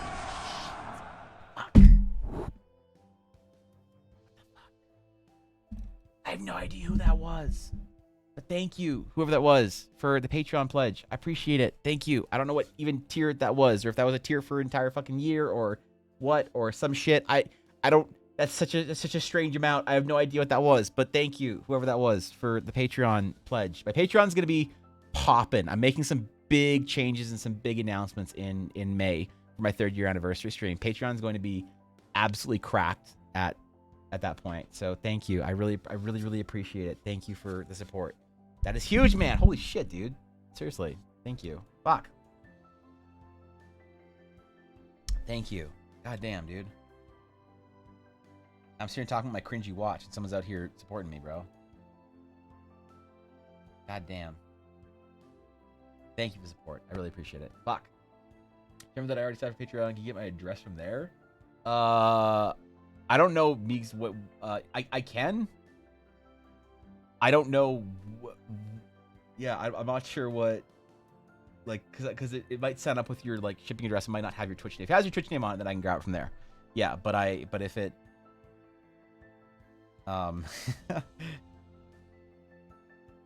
If it doesn't, I don't know what you're, because like shipping names are sometimes people put their real name on there. You can put whatever you want. Because people put their Twitch name on there and as their shipping address, and they get sent to like work or some shit. And I don't fucking know. But yeah, thank you, dude. Thank you for the Patreon pledge. I really appreciate it. As the OG collector, I'm merely a peepo. Oh, really? Yeah, I don't. My favorite watch that I own is a wooden one. God damn it! Thank you. Wait. Thank you for the Patreon pledge. Thank you. I appreciate that. That's god damn, dude. Thank you. Come on, man. I haven't even done the Patreon updates. You don't even know how cool it's gonna be. Fuck, you can't. Oh, god damn it. Thank you for the pledge on Patreon. I really appreciate it. That's massive, man. The Patreon is a project yeah. God damn it. It's not. It's okay. Thank you to both of y'all for the pledges on Patreon. I really appreciate it. That's insanely generous and ridiculously kind. And god damn it. Thank you guys. I appreciate it. Got to do it last month. That was you, Lady Soja. Damn. Thank you. I have no idea what. Okay, chill. What the fuck? Chill, Cobalt. What even is that? You didn't even have your Pepega's done. You can just subscribe on Patreon whenever your Pepega's done. Fuck. Damn it.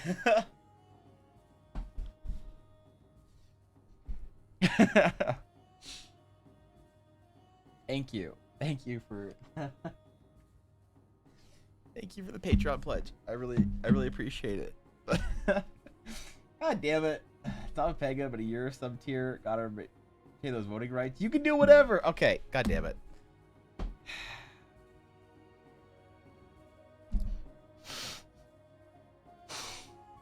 Thank you for the support, Cobalt. I appreciate it. EBA Appreciation Month. No, it's not supposed to be EBA Appreciation Month. It's supposed to be EBA Scuffed Month. Scuffed EBA Month, okay? That's what it's supposed to be. Mod Appreciation Month. The mods, you can't, this is not, the mods can't Patreon. That's not how that's not the direction the Mod Appreciation Month is supposed to go. It's the reverse direction. I'm not happy about this. God. Thank you guys for the support. Thank you, the three of you, for the pledges on Patreon. It is the place that builds the most amount of security into what I can allow me to do what I do. And without Patreon, I wouldn't be able to be a full-time streamer or build Eldara. So hopefully there's an adventure for patrons to grab onto pretty soon. And I don't want to spoil anything, but I'm going to be doing some Patreon in the summer. I'm going to be doing Patreon games for Eldara. I want every one of my patrons, the first people to ever play in Eldara, besides my friends. But they're already also patrons, so it doesn't matter. And Ella. Fuck Ella. Alright. Yeah, so I gotta, yeah, so I appreciate it. Thank you guys. Thank you for support. I appreciate it. You guys are extremely, extremely kind.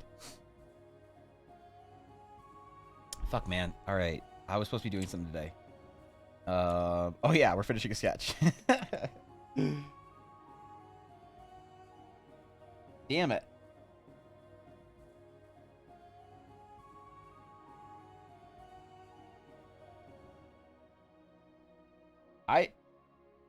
I don't deserve any of the shit that I get, any support that I receive, man. I don't know how to like reconcile with this. This is hard for me. But I do appreciate it. I'm extremely grateful.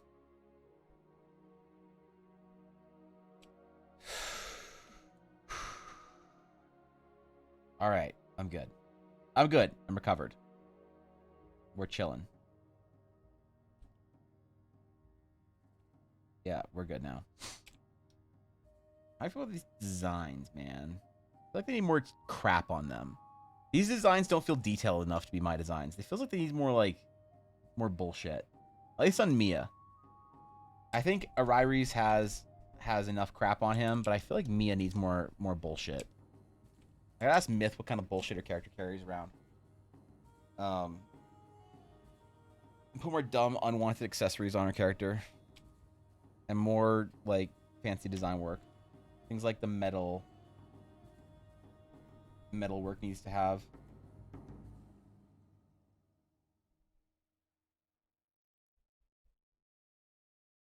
More ornamentation. I was challenged months ago to draw a like a barbarian or something with just like some fur armor and nothing else. You know, just like a basic fur armor and then just like a sword or whatever. But I don't think I could do that, man. I think I'd chicken out. Appreciate the mods, Ed the Clave, Joe Stay. All right, Viddy, have a great rest of your day, bro. I will catch you later. I was gonna say see you tomorrow, but I'm not 100% sure I'll be live tomorrow. I'm not 100%. I'm going to the dentist to actually get my tooth fixed. They did a temporary fix a week ago, but I'm actually going tomorrow for the proper fix for my tooth. So I'm gonna be frozen at like 7:30. And they said it might be an hour and a half, so it might be 9. So I'd be getting home at like 9:45. I might still be frozen, so I won't know if I'm streaming tomorrow until 15 minutes before stream, unfortunately. So I was about to say tomorrow, but also it's presumptive to think that anyone would show up to the stream on any given day. I am so cringe. Later, Viddy.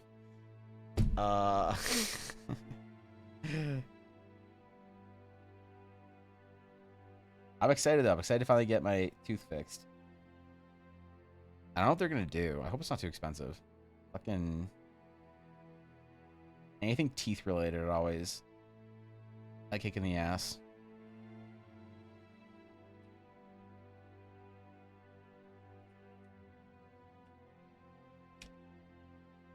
Who breaks a fucking tooth, am I right? Cringe. Cringe plus L. Ratio. Maidenless.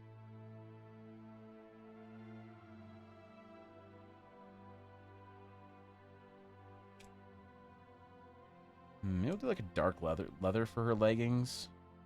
I want a contrast color, so I want to do like a really bright white blouse or something. Maybe a darker leather vest.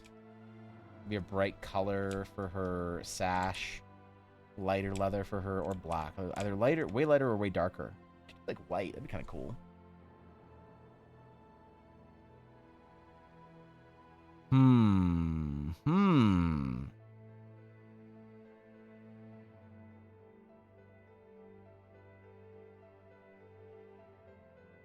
I should be thinking about colors right now. I should just be thinking about design. Pushback start a stream, but also don't force still stream. I just don't know if like I don't remember the last time I was frozen at the dentist. I remember I was frozen. So they had to freeze me really bad. Or really, really, like a lot of freezing, not bad. They had to do a lot of freezing last time I went in. And I was frozen. I couldn't really play D&D that night. I was so frozen for hours and hours and hours. The dentist said some people just, the freezing doesn't pop out of their system that fast. So I could do like a silent art stream on Thursday.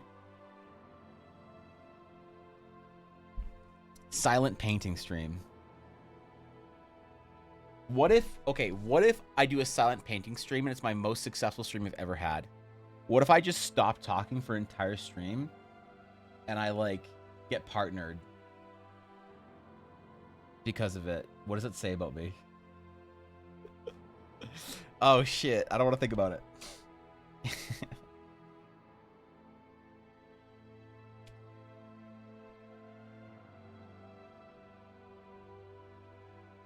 Yeah, okay, I'm not gonna worry about it. Freezing as in numbing? Yeah.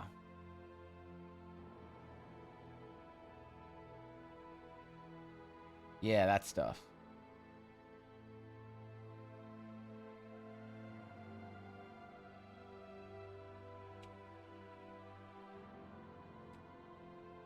Also need more like design on the gold part of the leather here. The metallic part, anyway. You guys don't speak Canadian? Wait. What do you mean freezing? Like another word for numbing? Oh, do you guys... Wait, what do you guys call it? What do you guys call it numbing or anesthesia in the US? You guys don't call it freezing? Oh. That's weird. Okay, that makes sense, I guess. That's one, like, very rarely does something come up where I'm like, hey, yeah, this word. And everyone's like, what the fuck are you talking about, Evan? Usually numbing. Oh, okay. Yeah, okay, weird. We just call it freezing up here. That's so weird. Weird. Maybe it's because it's a Canadian thing, I guess. It's just cold all the time, so we just call it freezing. Yeah, well, numbing, I guess. That's what I gotta... So I don't know how long I'll be able, how much I'll be able to talk tomorrow. And they have to go back on Thursday, right out, or the day after, to get a crown on. And they said that I could get, like, whatever the tooth material is, or I could get gold. So, how tacky is it to have the one cap of gold on your teeth? Does that make me more likely to be a villain or not? Because, like, I can make a Vader joke and be more machine than man. Electrum? No one uses Electrum. Get out of here. Gold so you can start your own villain arc? Yeah, I mean, that's pretty good, right? If you have a gold tooth, that's like... That's pretty villainous, ain't it? I don't know, just in general, right? I mean, I do like gold. I'll probably be boring and just get the whatever tooth material. Man. Because he said it was about the same price, and insurance will cover part of it anyway, so I don't know, man, you know? Gold teeth and tracksuit? Dude, I do have an Adidas tracksuit. Russian mob boss it? Man, that would be very Slavic of me to get a gold tooth, wouldn't it? I'm not sure you can see it. It's pretty far back. So I would just know, right? I just know there's a gold tooth. I'd be able to see it once in a while. That would be kind of pog, though. Meeting's over? You didn't bail in the meeting? Alright, that's fine, Victus. Just in time for end of stream.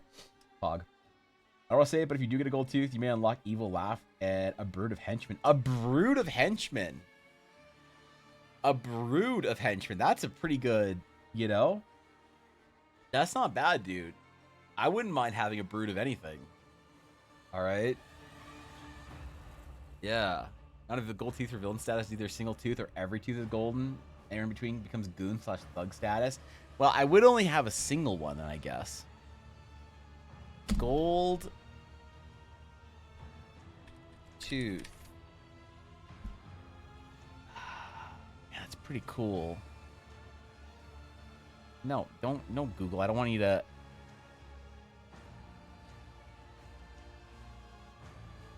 I could also get grills. That'd be actually pretty sick.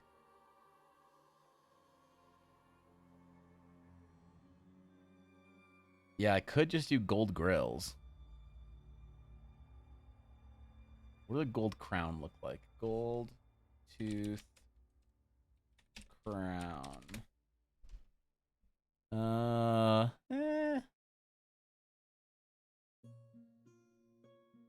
Okay, it's pretty shiny, I guess. Yeah, that's pretty shiny. I don't know, man. Since I snapped half my tooth off, it'd probably be pretty substantial. Maybe the whole thing would be gold. Yo, does that shit go off in metal detectors in airports? Because if so, good. What do you mean unlock a Brood of Henchmen? It already has mods? Yeah, okay, true. Henchman Appreciation Month. Brood is a collective noun for henchmen. A Brood of Henchmen? Yeah, that's pretty good, actually. Golden Vampire Fangs for the cringe? I could. Ooh, that'd be kind of cool. So I do actually need to... I need to get some dental work done. My teeth, my fangs, my fangy boys, my canines, they need to build them back up, right? Because I ground my teeth a lot when I was young, and so my dentist this summer, he's like, "Well, we're gonna do some build up of your front teeth," and I was like, "Oh, cool, bro." he's like, yeah, man. So yeah, so you can do it. You can get them like, you know, you can get them as like pointy as you want. And I was like, what do you mean? He's like, well, some people like cosmetically to have pointier canines. And I was like, you mean like my dentist is like a nerd, right? So I was like, you mean like vampire larpers? And he's like, yeah. I was like, so we could do vampire larp fangs? He's like, I don't recommend it. I was like, okay, fine, but so I could get him built up in gold. Oh, you know, hey, right? I'm just saying. I'm just saying, bro. You know, it's the year is still early. All right. I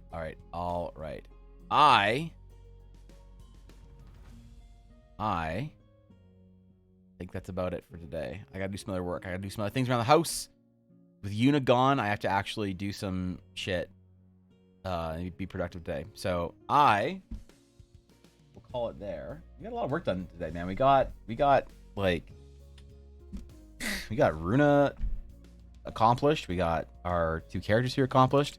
We got a whole bunch of stuff, man. We gotta, yeah, okay, all right. We talked about art.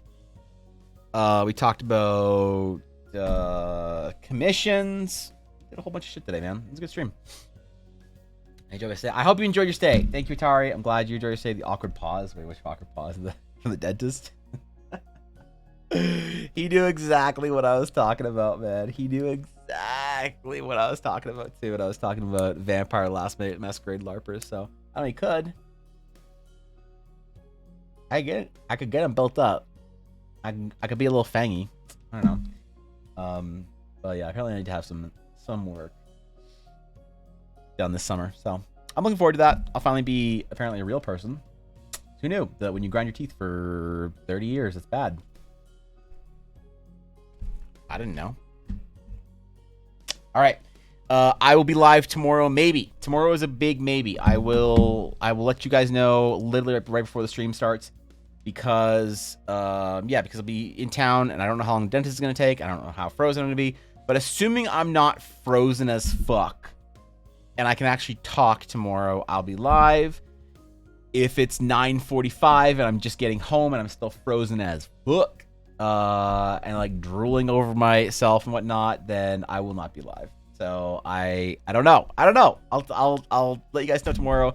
Thank you for hanging out today. Thank you for being so supportive. I appreciate you guys. I really do appreciate. My day is better with, you know, I get to see a lot of the names of our guildies in chat, and I hope it makes your day better to see lots of friendly names and friendly faces in chat, because it always makes my day better. But yeah, you guys mean the world to me. So thank you for chilling. I will catch you guys later, either tomorrow or Thursday. I don't fucking know. You don't know. Sorry, numbed. Yeah, you're right, Donis. Numbed. I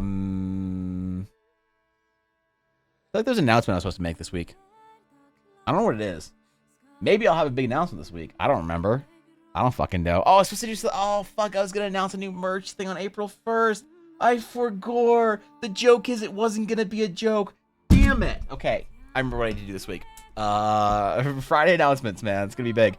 Cool. Well, I will check in with you guys on that. Maybe a big announcement later this week. And until next time, my friends. Farewell.